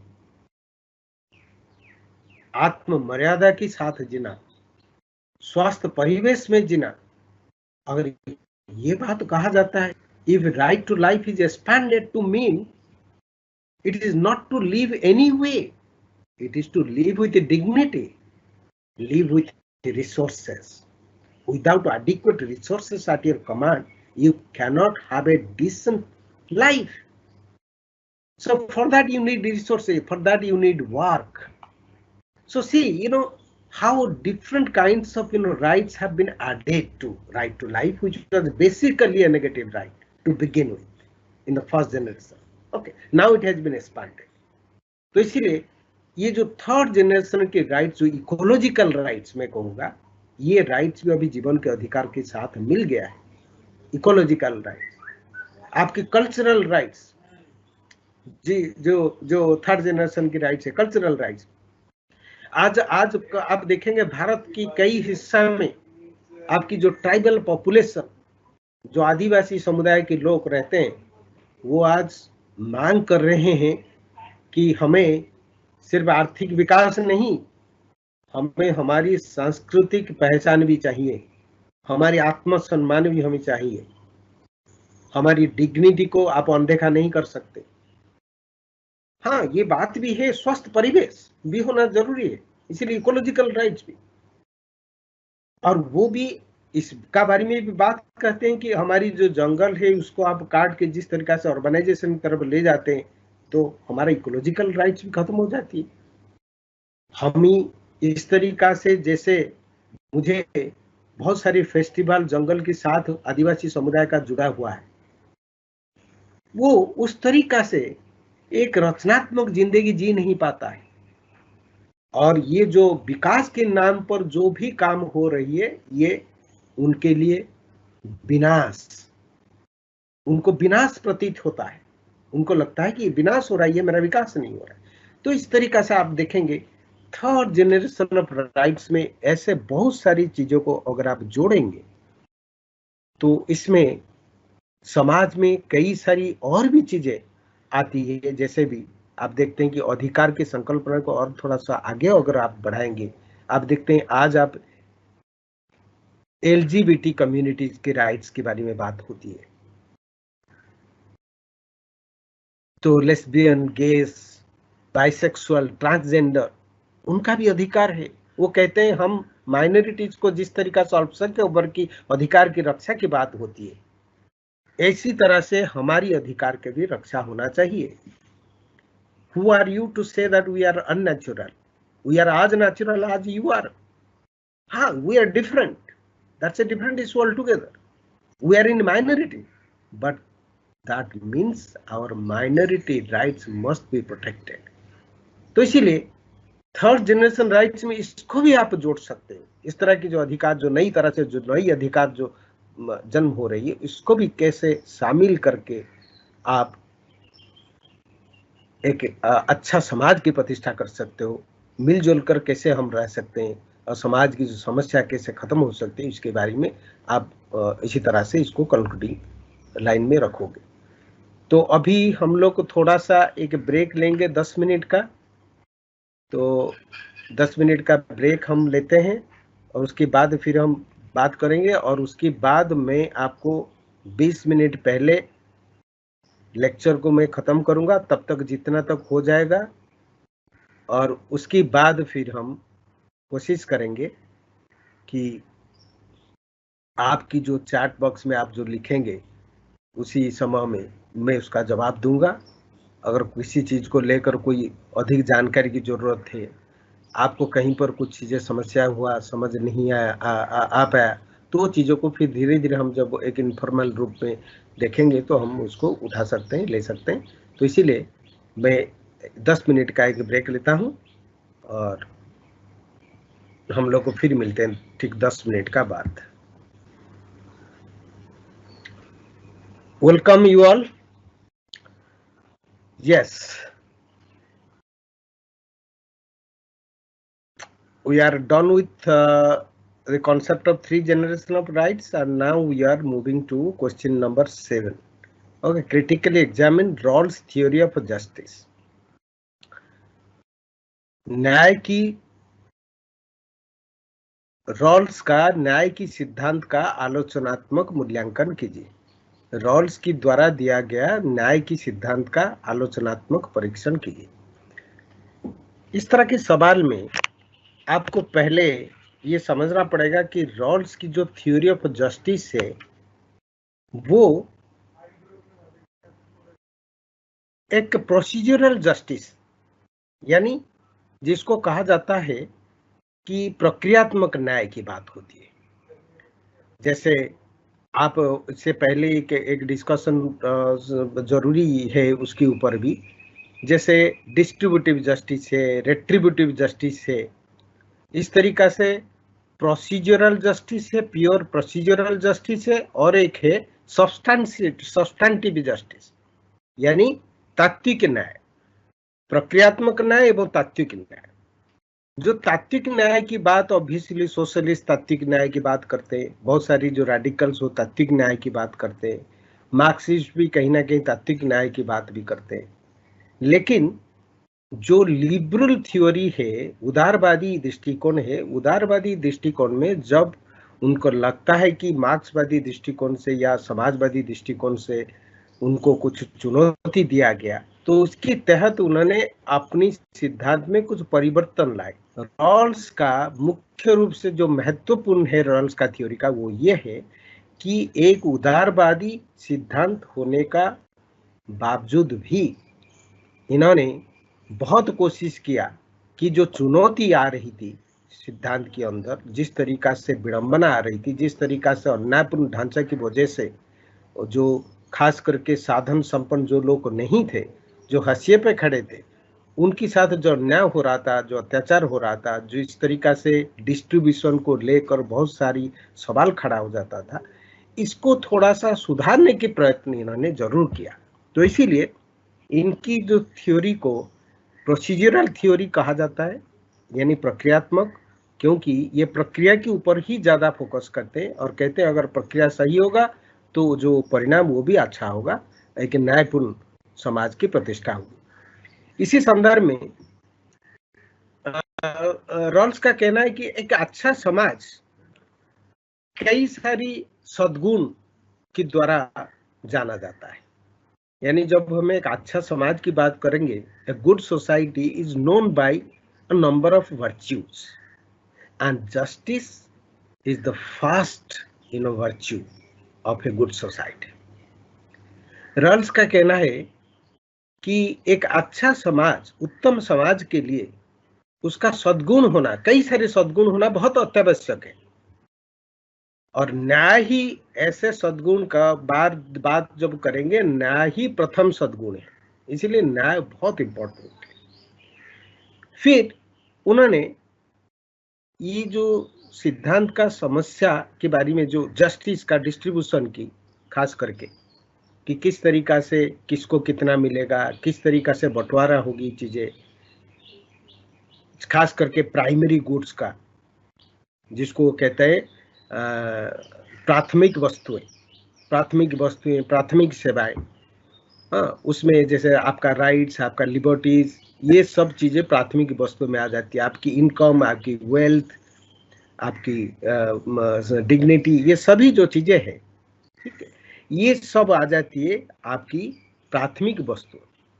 इसका कैसे बंटवारा होगा, how to distribute the primary goods and commodities in a society, that is very very problematic. So the problem of justice is based on that. ठीक है, कि न्याय की अगर समस्या के बारे में आप बात करेंगे तो ऑब्वियसली पावर्स को, अपॉर्चुनिटीज को, income, wealth, means of self respect, इस तरीका से चीजों को किस तरीका से बटा जाएगा समाज में, लोगों के अंदर, तो इसको लेकर सबसे ज्यादा जो समस्याएं खड़ी होती है। तो इसके बाद आप देखते हैं कि रॉल्स क्या करता है कि जैसे राज्य की उत्पत्ति के बारे में एक सोशल कॉन्ट्रैक्ट थ्योरी आप सभी सुने होंगे, कि सामाजिक समझौता सिद्धांत, जो राज्य की उत्पत्ति के बारे में, जिसमें हॉब्स, लॉक, रूसो जाना जाते हैं, जिस प्रकार एक स्टेट ऑफ नेचर की कल्पना करते हैं। कहते हैं जब राज्य नहीं था तो व्यक्ति प्राकृतिक दशा में रहता था, और वो कैसा था वो समाज, उसके बारे में एक हाइपोथेटिकल स्टेट वो अपने मन में रखते हैं। फिर उसके बारे में चर्चा करते करते फिर कहते हैं राज्य कैसे आया, उसके बारे में जवाब देते हैं। अब देखिए ये रॉल्स क्या करते हैं, वही एनालॉजी अडॉप्ट करते हैं अपना थ्योरी, न्याय की सिद्धांत देने के लिए, वही सोशल कॉन्ट्रैक्ट की जो थ्योरी, उसका इस्तेमाल वो करते हैं। और इसीलिए वहां पर जैसे स्टेट ऑफ नेचर की बात हो रही थी, रॉल्स करता है एक ओरिजिनल पोजीशन की बात, यानी प्रारंभिक स्थिति। जैसे social contract theorist state of nature की बात करते हैं, रॉल्स उसी तरीका से, उसी धारा में चलते हुए उन्होंने क्या करता है कि न्याय का, जब तक न्याय के बारे में कोई ऐसे कोई नीति नहीं बना था, न्याय की व्यवस्था के नहीं बनी थी समाज में, उस समय में जो स्थिति था उसको कहता है ओरिजिनल पोजीशन, यानी प्रारंभिक स्थिति। जैसे स्टेट से पहले स्टेट ऑफ नेचर वो इमेजिन करते हैं कॉन्ट्रैक्चुअल थियरीज, उसी तरीका से रॉल्स इमेजिन करता है कि जब जस्टिस का प्रिंसिपल्स के बारे में किसी को पता नहीं था, उसका बारे में कोई चर्चा ही नहीं हुई थी और उस बारे में कोई सहमति नहीं हुई थी, कोई निर्णय नहीं लिया गया था, जब न्याय की व्यवस्था था ही नहीं, उस समय में जो स्थिति था वो हुए ओरिजिनल पोजीशन। और ओरिजिनल पोजीशन में ये टर्म को बहुत ध्यान से आपको इस्तेमाल करने की जरूरत है।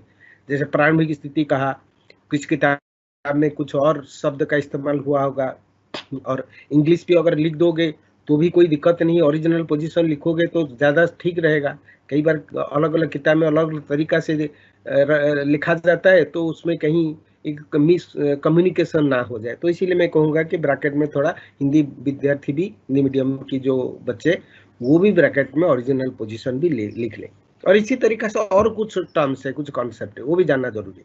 जैसे वेल ऑफ इग्नोरेंस, यानी अज्ञता का एक पट्टी, जिसको अगर हिंदी में अनुवाद किया जाएगा, अलग अलग किताब में अलग अलग तरीका से इसका हिंदी निकाले होंगे, और मेरा to the best of my ability मैं कहूँगा इसको अज्ञान की एक पट्टी, जो यानी एक पर्दा।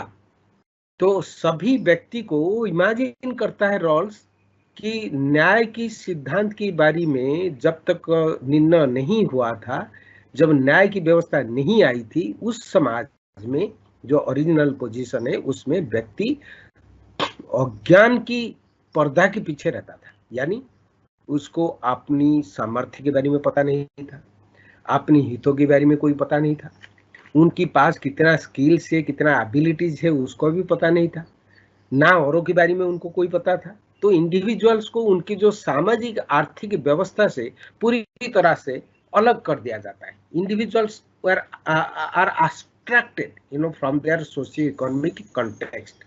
Individuals are abstracted, are removed from their socio-economic context, and they are believed to be working behind a veil of ignorance, because they do not know how powerful they are, what are their interests, what are their skills levels. They do not know their abilities. They do not also know about other people. So how they are actually placed in that kind of a competitive society, they don't know. They can't say whether they are more powerful than others or others are more powerful than them. They do not know anything about that. Okay.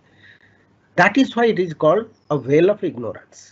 ठीक है, अज्ञान की एक पट्टी, क्योंकि उनको अपनी बारे में भी बहुत कम चीजें पता है, दूसरों के बारे में भी बहुत कम चीजें पता है, कौन सी चीजें कैसे भेदभाव पैदा करता है, अन्याय पैदा करता है, उसके बारे में भी पता नहीं है। लेकिन हाँ, बेसिक इकोनॉमिक्स और साइकोलॉजी का ज्ञान उनको है, और वो रैशनल एजेंट्स है, यानी विवेकशील प्राणी है। तो इसीलिए थोड़ा बहुत जो एक बेसिक अंडरस्टैंडिंग न्याय के बारे में उनका है। ठीक है, अब आते हैं एक और, जो ये परिवेश को अगर आप बड़ी अच्छी तरीका से समझ जाओगे तो रॉल्स थ्योरी को समझने में कोई दिक्कत नहीं होगा। फिर थ्योरी को अच्छी तरीका से आप लिख लोगे, उसका थोड़ा फिर क्रिटिकल एनालिसिस हो जाएगा तो बहुत अच्छा मार्क्स आपका आएगा, कोई दिक्कत नहीं। तो फिर ये चीजों का ऊपर बहुत ध्यान दीजिए। अब आते हैं, आप अपना आपको कुछ समय के लिए इस विषय को समझने के लिए अपना आपको उस स्थिति में आप रखने की प्रयत्न कीजिए कि हो सकता है रॉल्स जिस समाज की बात कर रहा है वो समाज में आप भी एक मेंबर है, और आपकी आंखों की सामने वो पट्टी लगा हुआ है, आप नहीं जानते, वेल ऑफ इग्नोरेंस से आप नहीं जानते कौन कितना पावरफुल है, आपकी शक्ति कितना है, आपका स्किल्स कितना है, आपको कुछ पता नहीं है। इस समय में अगर न्याय की बारे में बातचीत होगी, न्याय की सिद्धांत क्या होगा, इसके बारे में अगर चर्चा होगी, तो आप क्या चाहोगे? तो ऑब्वियसली आप हाइपोथेटिकली अपना आपको आप ये सोच के रखोगे कि ऐसा भी हो सकता है कि मैं सबसे ज्यादा कमजोर हूं, मेरे से और सारी सशक्त है। उस स्थिति में न्याय का सिद्धांत ऐसे होनी चाहिए जो सबसे कमजोर व्यक्ति को सबसे ज्यादा फायदा पहुंचाए। इसी बात पे आपकी सहमति होगी, क्योंकि hypothetically every individual working behind that veil of ignorance would imagine himself or herself to be in the most powerless position. So if you consider yourself to be the least advantageous, you are placed in such a situation where you are powerless, where others are more powerful than you. So if you find yourself, imagine yourself in that least powerful position, okay, you are imagining yourself to the worst sufferer, okay, then obviously you would want some kind of principles of justice which would benefit the person who is at the bottom, who is the most marginalized. ठीक है, तो इसीलिए इस अवस्था में आप चाहोगे कि न्याय की सिद्धांत ऐसा हो जो सबसे ज्यादा फायदा पहुंचाए उस व्यक्ति को जो सबसे ज्यादा साधन संपन्न नहीं है, जो साधन विहीन है, जो बहुत कमजोर है, जो सबसे कमजोर है, सबसे खराब स्थिति में जो है, उसको सबसे ज्यादा फायदा अगर होगा, ऐसे कुछ कानून बनेगा, कुछ न्याय की सिद्धांत बनेगा, तो हम उसमें स्वीकृति दे देंगे। तो इसी बातों पर सहमति होगा, रॉल्स का ये मान्यता है। और एक बात यहाँ में कहना कोशिश करूंगा कि यहाँ पर रॉल्स और एक चीजें की इस्तेमाल करता है, वो है चेन प्रिंसिपल। चेन की एक जो खास करके जो सिद्धांत है, उसमें ये कहा जाता है कि a chain is as strong as its weakest link. एक चेन इतना ही सशक्त है जितना उसका सबसे कमजोर कड़ी, क्योंकि अगर सबसे कमजोर कड़ी से वो टूट गया तो चेन ही नहीं रहेगा।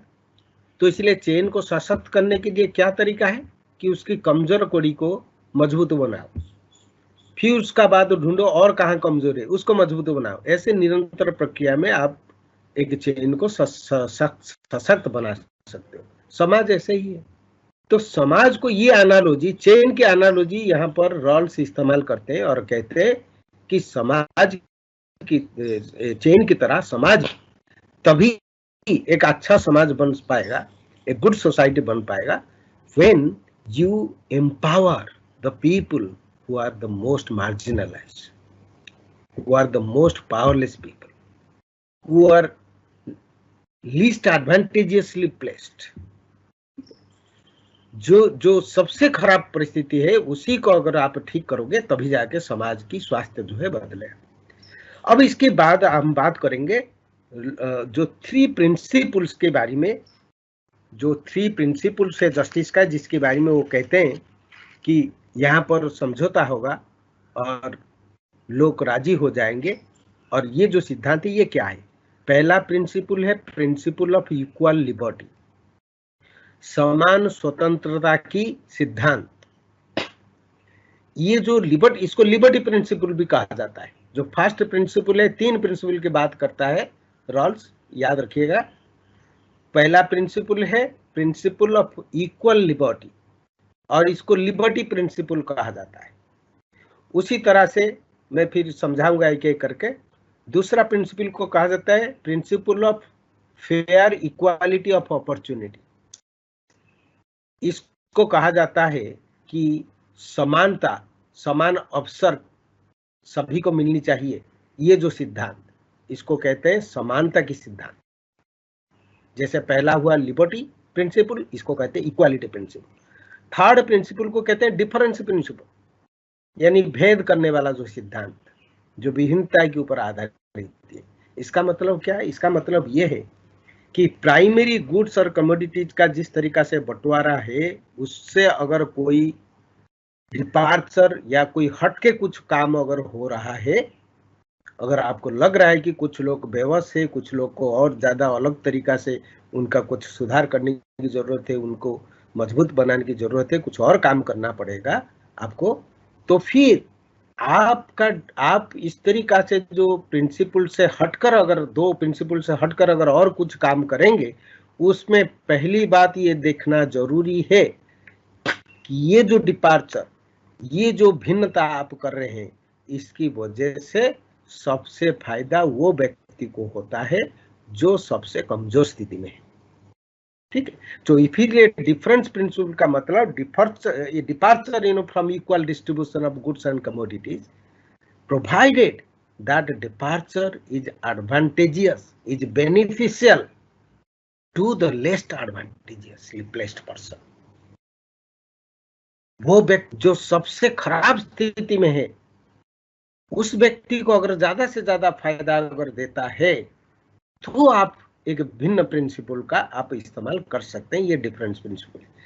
अब पहला दो प्रिंसिपल को मैं समझाने की प्रयत्न करता हूँ। प्रिंसिपल ऑफ इक्वल लिबर्टी, जिसके लिए रॉल्स को काफी हद तक इनको आलोचना भी किया जाता है इसी बात के ऊपर लेकर, क्योंकि रॉल्स का ये सिद्धांत को कई बार आप देखेंगे मार्क्सवादी दृष्टिकोण से कहा जाता है कि लिबर्टी प्रिंसिपल को जिस तरीका से ये बहुत ज्यादा फोकस देता है, प्रायोरिटी देता है, तो ये प्रमाण करता है कि लिबरल है, ये कट्टर लिबरल है, उदारवादी है, और ये किसी तरह की कोई आमूल परिवर्तन नहीं चाहता है। ये मार्केट सोसाइटी को सपोर्ट करता है, समर्थन करता है, ठीक है, एक ग्लोबलाइजिंग सोसाइटी को समर्थन करता है, फ्री ट्रेड के पक्ष में है।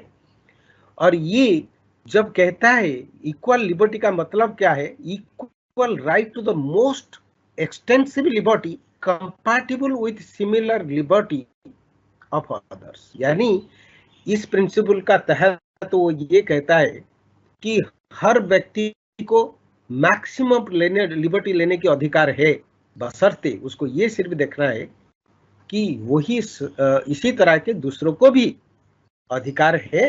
तो इसीलिए ये और का स्वतंत्रता के अधिकार के साथ कंपैटिबल होना चाहिए, यानी मेल खाना चाहिए।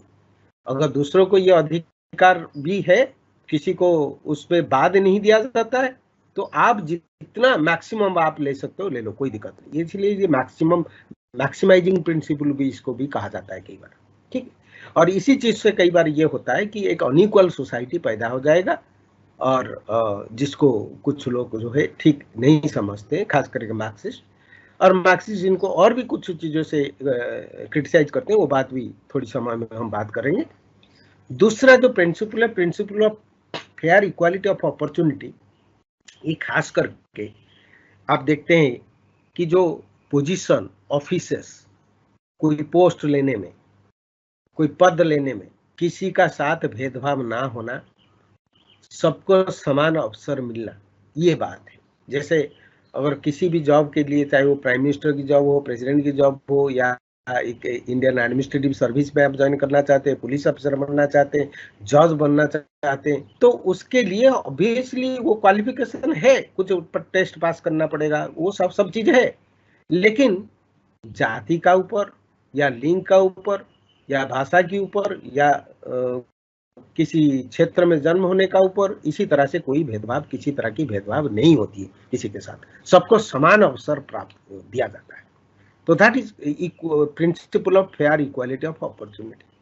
लेकिन इसका बावजूद भी हम सभी जानते हैं कि कई बार कुछ लोग फिर भी उसका फायदा नहीं उठा पाएंगे, पीछे रह जाएंगे। तो ऑब्वियसली इसीलिए फिर डिफरेंस प्रिंसिपल का बात वो करता है कि इससे आप अलग सामाजिक न्याय की बंदोबस्त आप कर सकते हैं। इसलिए कल्याणकारी राज्य की भावना को भी कहीं ना कहीं रॉल्स अपनी थ्योरी के अंदर लाने के प्रयत्न करते हैं कि आप रीडिस्ट्रीब्यूशन, इसको रीडिस्ट्रीब्यूशन प्रिंसिपल भी कहा जाता है, कि आप पुनर्आवंटन भी कर सकते हो चीजों को एक अलग तरीका से। लेकिन उसमें सिर्फ आपको मुख्य रूप से ये देखना पड़ेगा कि सबसे ज्यादा फायदा उन्हीं को होना चाहिए जो सबसे खराब स्थिति में है।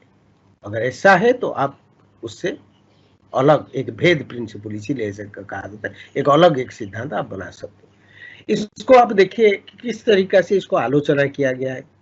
मार्क्सिस्ट कहते हैं कि ये जो वेल ऑफ इग्नोरेंस है, अज्ञान की जो पट्टी बंधा हुआ है सबका आंखों में, और सब किसी को पता नहीं है, सभी को सामाजिक आर्थिक परिवेश से अलग कर दिया जाता है, ये बड़ा काल्पनिक चीज है, क्योंकि ऐसे चीजें हो ही नहीं सकता है। आप अगर सामाजिक आर्थिक परिवेश के बारे में आपको ज्ञान ही नहीं है, आपके सामने एक वेल ऑफ इग्नोरेंस है, तो फिर आप कैसे रैशनल एजेंट्स की तरह कैसे आप विचार विमर्श करेंगे, यह असंभव है। तो इसीलिए ये इस थ्योरी में बहुत सारी कॉन्ट्राडिक्शन है, ये बात को कहते हैं। फिर दूसरी बात वो कहते हैं कि जिस तरीका से मार्केट प्रिंसिपल को और लिबर्टी प्रिंसिपल को ये बहुत ज्यादा महत्व देता है, तो फिर आप जो खास करके कुछ ऐसे जो जहां पर मौलिक परिवर्तन की जरूरत है, लेकिन मौलिक परिवर्तन करने के लिए आप बिल्कुल राजी नहीं है, आप छोटे मोटे सुधार करते हैं, तो सुधार से काम नहीं चलेगा मार्क्सिस्ट के अनुसार। वो तो कहते हैं क्रांति की जरूरत है, मौलिक परिवर्तन की जरूरत है, नहीं तो शोषण के अंत नहीं होगा, एक क्लासलेस एक स्टेटलेस सोसाइटी की गठन नहीं हो पाए। कम्युनिटेरियन समुदायवादी भी इसको ठीक नहीं मानते। उनका कहना है कि एक नोशन ऑफ गुड, किसी चीज को अपर अच्छा आप नहीं मानते, कि आइडियल आप आदर्श नहीं रखते आपके सामने, पूरा न्यूट्रल वे में अगर आप चलेंगे तो आप एक अच्छा चीज हासिल नहीं कर पाएंगे। और इनका रॉल्स का थ्योरी ऑफ जस्टिस में कोई एक ऐसे एक अच्छा आदर्श, एक आदर्श की रूपरेखा यहाँ पर प्रस्तुत नहीं किया जाता है, एक अलग एक निष्पक्ष रूप में राज्य को पेंट किया जाता है। तो इसमें ये नहीं होगा, आपको तय करना पड़ेगा आपकी क्या लक्ष्य है, कौन से आदर्श की साथ आप आगे बढ़ना चाहते हैं, ये चीजें जरूरी है। तो इसीलिए एक गुडनेस यानी अच्छा क्या है उसकी बारे में एक बहुत सही सोच होना आवश्यक है, जो कि नहीं है। लिबर्टेरियन जो स्वेच्छातंत्रवादी, वो भी इनकी सिद्धांत में बहुत नाराज है।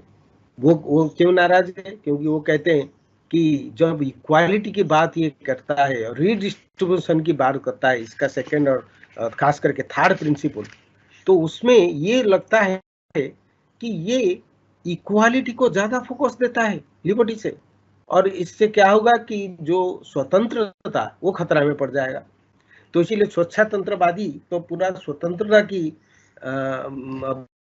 बचाव करना चाहते हैं और नकारात्मक रूप में उसका बचाव करना चाहते हैं। तो इसीलिए इन्होंने ऑब्वियसली ये बात को उनको अच्छा नहीं लगता है कि लिबर्टी प्रिंसिपल को छोड़कर ये इक्वालिटी प्रिंसिपल को इतना फोकस क्यों दे रहे हैं, ये आवंटन की बात क्यों कर रहे हैं, ये भी गलत है। ठीक है, इसी संदर्भ में अब हम ज्यादा समय नहीं लेंगे क्योंकि आपका कुछ 20 मिनट आपको भी देंगे, तो इसीलिए आप अब से शुरू कर देना जो भी कुछ चैट बॉक्स में आप लिखना चाहते हो, तो ताकि मैं कोशिश करूंगा आपका कुछ बातों को मैं जवाब दे पाऊँ।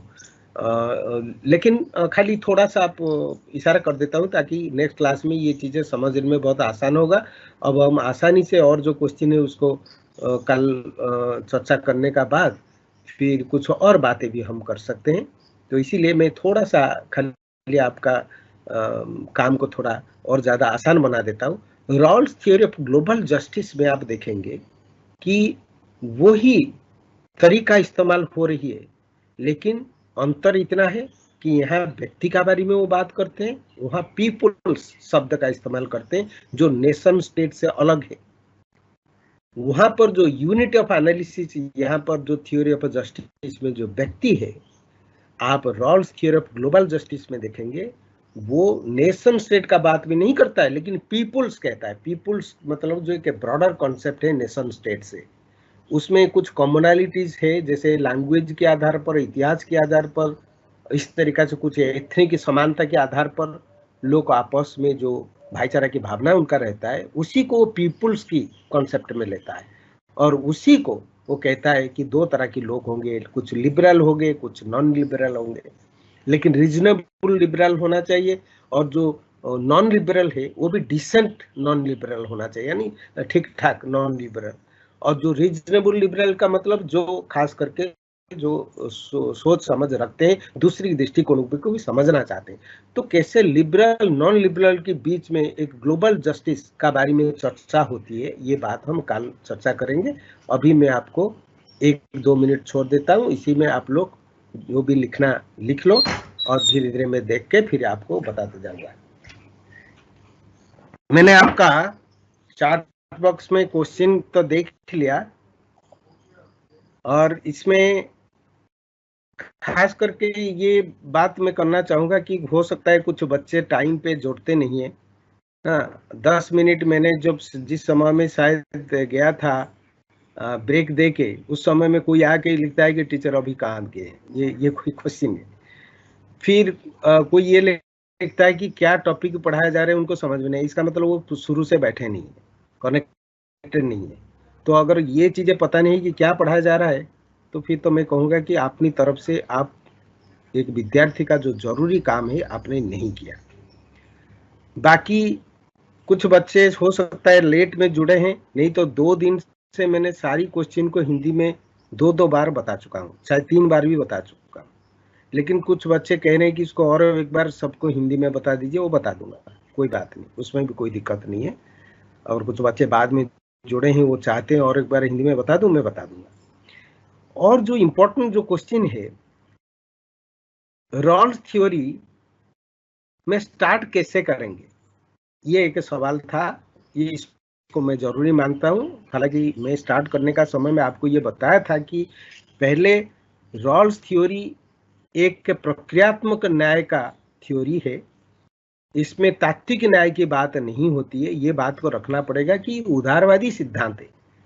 न्याय का उदारवादी दृष्टिकोण के अनुसार न्याय के सिद्धांत को और थोड़ा उत्कृष्ट बना के उसके साथ सामाजिक न्याय को जोड़ने के प्रयत्नों को कर रहे हैं, ताकि कल्याणकारी राज्य कैसे लोग की खास करके जो बहुत मार्जिनलाइज सेक्शन है, जो एकदम हंसिया पे खड़े हैं, जो साधन संपन्न नहीं है, उनको कैसे मुसीबत से निकाला जाए, कैसे उनको और ज्यादा उनका हाथ को सशक्त किया जाए।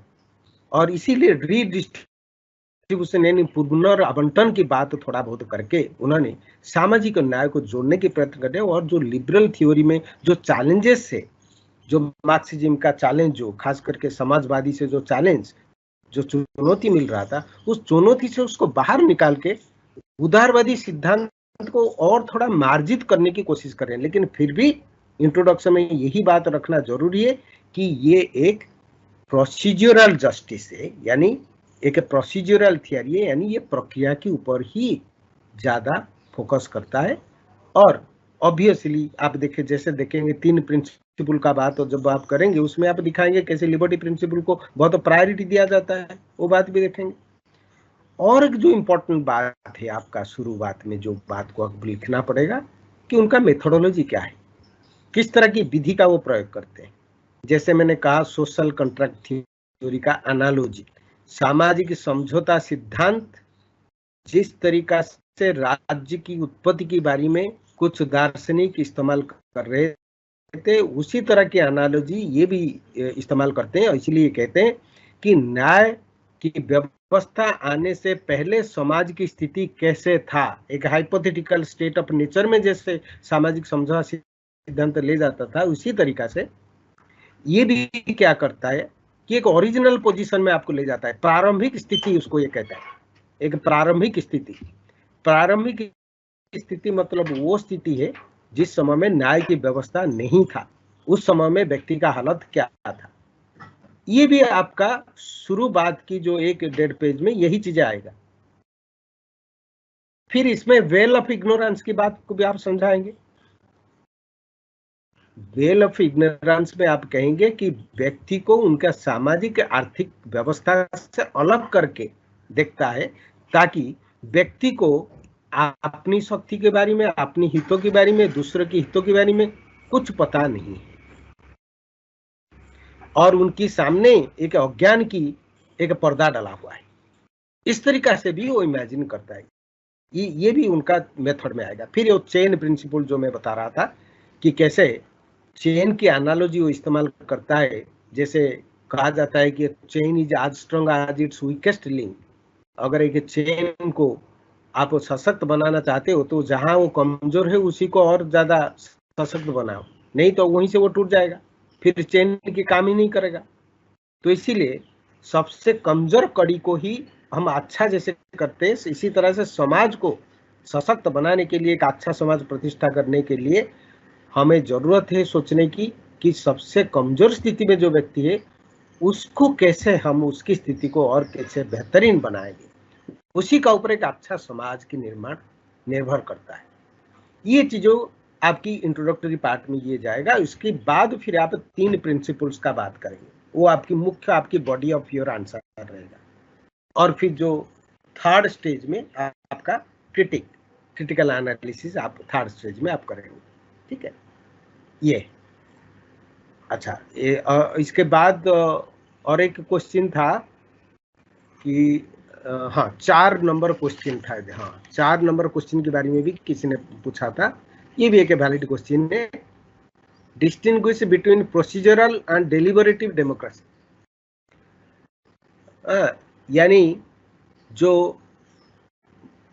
प्रक्रियात्मक लोकतंत्र एवं तात्विक या विमर्शात्मक लोकतंत्र के बीच में जो फर्क है उसको बताइए। इसमें मैंने कल इसका ऊपर बहुत अच्छा से आपको बताया था, लेकिन ये जो विद्यार्थी पूछे हैं मुझे लगता है कि वो कल शायद कनेक्ट नहीं हो पाए थे या समय लास्ट में ज्वाइन किए थे तो इसलिए समझ में नहीं आया। कोई बात नहीं, और सबके लिए भी ये जरूरी है जानना।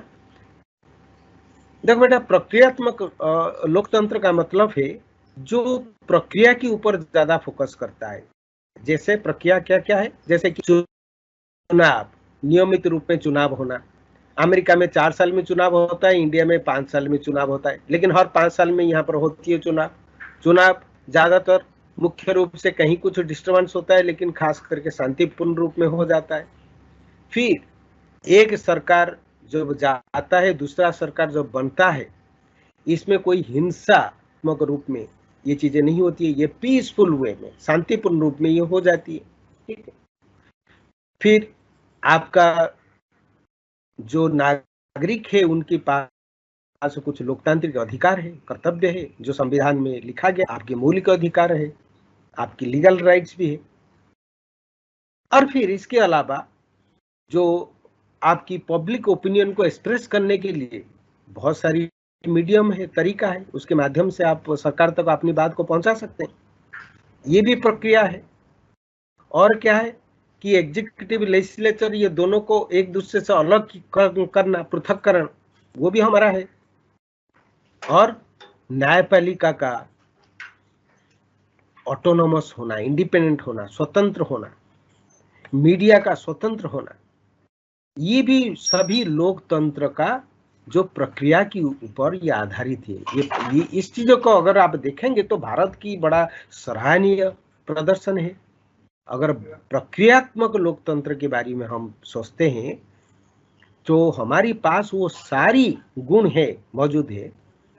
यहाँ इलेक्शन समय पे इलेक्शन होता है और पीसफुल वे में पावर ट्रांसफर हो जाती है। और फिर हमारी जुडिशियरी इंडिपेंडेंट है, हमारा मीडिया इंडिपेंडेंट है। तो ये सारी चीजें अगर आप देखेंगे, हमारे पास अधिकार है, कर्तव्य है, ये सब चीजें हैं। तो ये सब चीजें अगर देखेंगे तो आप कहेंगे कि प्रक्रियात्मक रूप में देखा जाए तो यहाँ पर बहुत अच्छा लोकतंत्र है, जो कि और जगह में नहीं है। आप एशिया में देखो, अफ्रीका में तो बहुत सारी कंट्रीज में आप देखेंगे स्वतंत्र होने का बाद वहां सैनिक तानाशाही शुरू हो गया, लोकतांत्रिक व्यवस्था था ही नहीं, कोई इलेक्शन वगैरह कुछ नहीं, या तो एक पार्टी का तानाशाही चल रहा है या सैनिक तानाशाही चल रहा है, कोई डिक्टेटर आके वहां पर शासन कर रहा है। इस तरीका से आप पाकिस्तान देखो, बांग्लादेश, काफी समय तक यहाँ पर इस तरीका से रूल हुआ, श्रीलंका भी। ऐसे इस दृष्टिकोण से आप देखेंगे तो भारत की प्रक्रियात्मक लोकतंत्र के हिसाब से भारत की बहुत सराहनीय प्रदर्शन रहा। सिर्फ इमरजेंसी पीरियड को अगर छोड़ दोगे, आप देखोगे हमारा लोकतंत्र हमेशा बना रहा। लेकिन जब हम बात करते हैं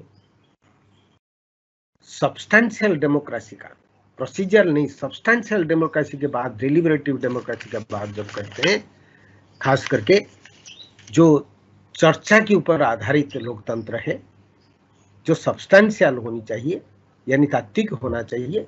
डेलिबरेटिव का मतलब है चर्चा, डेलिबरेशन। ठीक है। इसका मतलब है कि आप जब सबको सुनते हो, पार्टिसिपेटरी है, सभी का लोकतंत्र में भागीदारी है, किसी को आप अनदेखा नहीं करते हो, कोई आपकी दृष्टिकोण को अगर आलोचना भी करता है उसको भी आप सुनने के लिए प्रस्तुत है। तो इसीलिए डेलिबरेटिव डेमोक्रेसी, पार्टिसिपेटरी डेमोक्रेसी, जो खास करके भागीदारी के ऊपर आधारित है, जो सबको साथ लेकर चलता है और विचार विमर्श करने के बाद एक नतीजा पे पहुंचते हैं, हर ग्रुप का, हर वर्ग का स्वार्थ की ध्यान रखा जाता है, इसको हम डेलिबरेटिव डेमोक्रेसी में ले सकते हैं। और यही डेलिबरेटिव डेमोक्रेसी हमें सब्सटेंशियल डेमोक्रेसी, यानी तात्विक, विमर्शात्मक, तात्विक लोकतंत्र की तरफ भी ले जाएगा।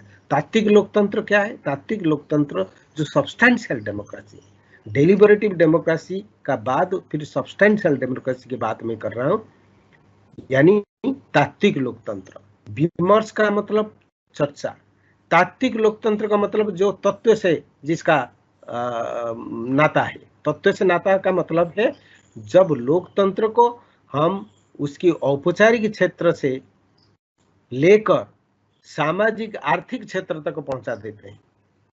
यानी जब तात्विक लोकतंत्र की बात आप करेंगे तो उस समय में आप ये कहेंगे कि सामाजिक रूप में भी अगर सभी तरह की लोग को किसी तरह की किसी का साथ भेदभाव ना करके अगर सामाजिक समानता समाज में लाया जा सकता है, आर्थिक रूप में अगर सभी को सक्षम आप कर सकते हैं, सामाजिक आर्थिक जो डिफरेंसेस है, जो इनइक्वालिटी समाज में, उसको अगर दूर कर पाओगे, इस बात को छेड़ा था किस आदमी ने, जो आपकी संविधान की फादर है, father of the constitution, doctor B R Ambedkar. Doctor B R Ambedkar 1949 में जब कॉन्स्टिट्यूशन पूरी तरह से बन गया तो उसको इनागुरेट करने के समय में जो उन्होंने उनका जो भाषण था 1949 में, वो बहुत सराहनीय भाषण है। उसमें वो ये बात करता है जिसका हिंदी में अनुवाद करके मैं आपको बोलता हूँ, लेकिन if there are some English medium students, let me put it in English as well. He says that today we are entering into a life of contradiction. We will have democracy in the political field and lack of democracy in the social and economic sphere.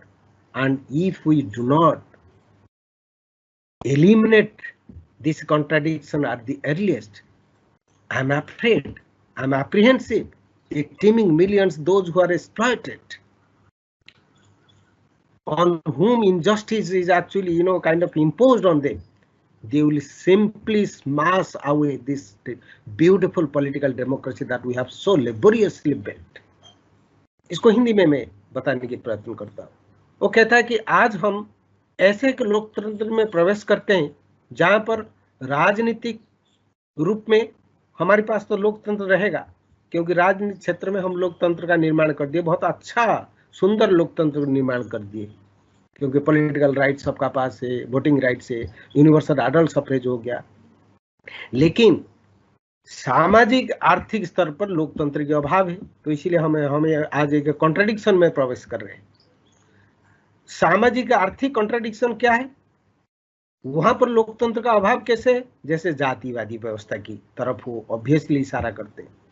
जिस तरह से जाति आधारित समाज भारत में है, जाति के ऊपर आधारित जिस तरीके से अत्याचार आज भी चल रहा है और असमानताएं है, उसकी बात कर रहे हैं। इकोनॉमिक इनइक्वालिटी की बात भी करते हैं, आर्थिक असमानता की बात करते हैं। कुछ लोग इतनी धन है कि कोई हिसाब नहीं है, और कुछ लोग इतनी बेचैन है कि अपना आप को बेचने के लिए भी मजबूर हो जाते हैं। तो इस तरह की स्थिति है। तो इसीलिए वो कहते हैं जब तक ये जो समस्या का आप अंत नहीं करेंगे तो आपका पॉलिटिकल डेमोक्रेसी को पॉलिटिकल स्फीयर से लेकर सामाजिक आर्थिक स्तर पर नहीं ले जाएंगे तो ये लोकतंत्र सिर्फ प्रक्रियात्मक हो जाएगा, ये सब्सटेंशियल यानी तात्विक नहीं बनेगा। और लोकतंत्र की फायदा, लोकतंत्र के लाभ अगर सभी लोग का तक, आम आदमी तक अगर नहीं पहुंच रहा है उसका फायदा, तो ये लोकतंत्र फिर निरर्थक है, ये नाम के मात्र है, ये प्रक्रियात्मक लोकतंत्र।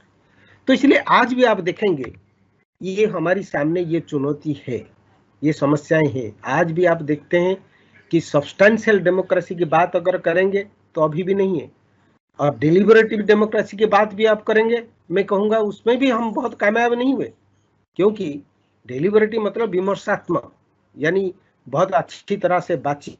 पार्लियामेंट में भी आप कई बार देखते हैं कि पार्लियामेंट में कोई चीज़ों के ऊपर बातचीत होने की वजह वॉकआउट ज़्यादा हो रहा है, ज़्यादा बहुत समय तक आप देखेंगे वॉकआउट कर लेंगे, अपोजिशन उठ के चला जाएगा और बातचीत ही नहीं होगा। जब बातचीत नहीं होगा, जब हर तरह के लोग अपने अपनी दृष्टिकोण को रखने की कोशिश नहीं करेंगे, तो ऑब्वियसली फिर इसका विमर्शात्मक कैसे रहा, फिर किस तरीका से हम चीज़ों को, विमर्श का मतलब क्या है कि हम एक दूसरे के साथ बात को रखेंगे, अपनी अपनी दृष्टिकोण को रखेंगे।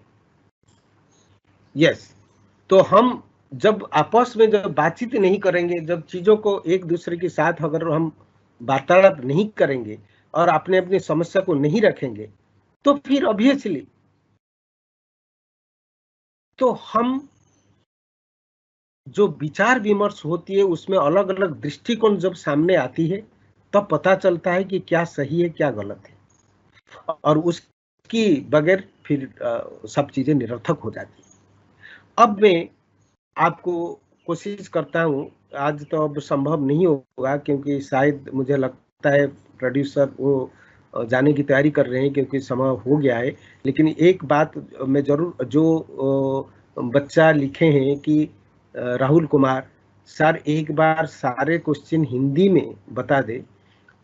ये मैच बेटे आप कल ठीक 3 बजे आप कनेक्टेड हो जाओ, मैं एक बार फिर हिंदी में बता दूंगा, या कल लास्ट को अगर आप रहोगे लास्ट को ही बता देना ज़्यादा ठीक रहेगा। कल लास्ट तक रोको और कल लास्ट को और एक बार हिंदी में क्वेश्चन को मैं फिर बता दूंगा। आज शायद ये और संभव नहीं होगा, हाँ, तो इसीलिए thank you very much. Stay safe, stay secure.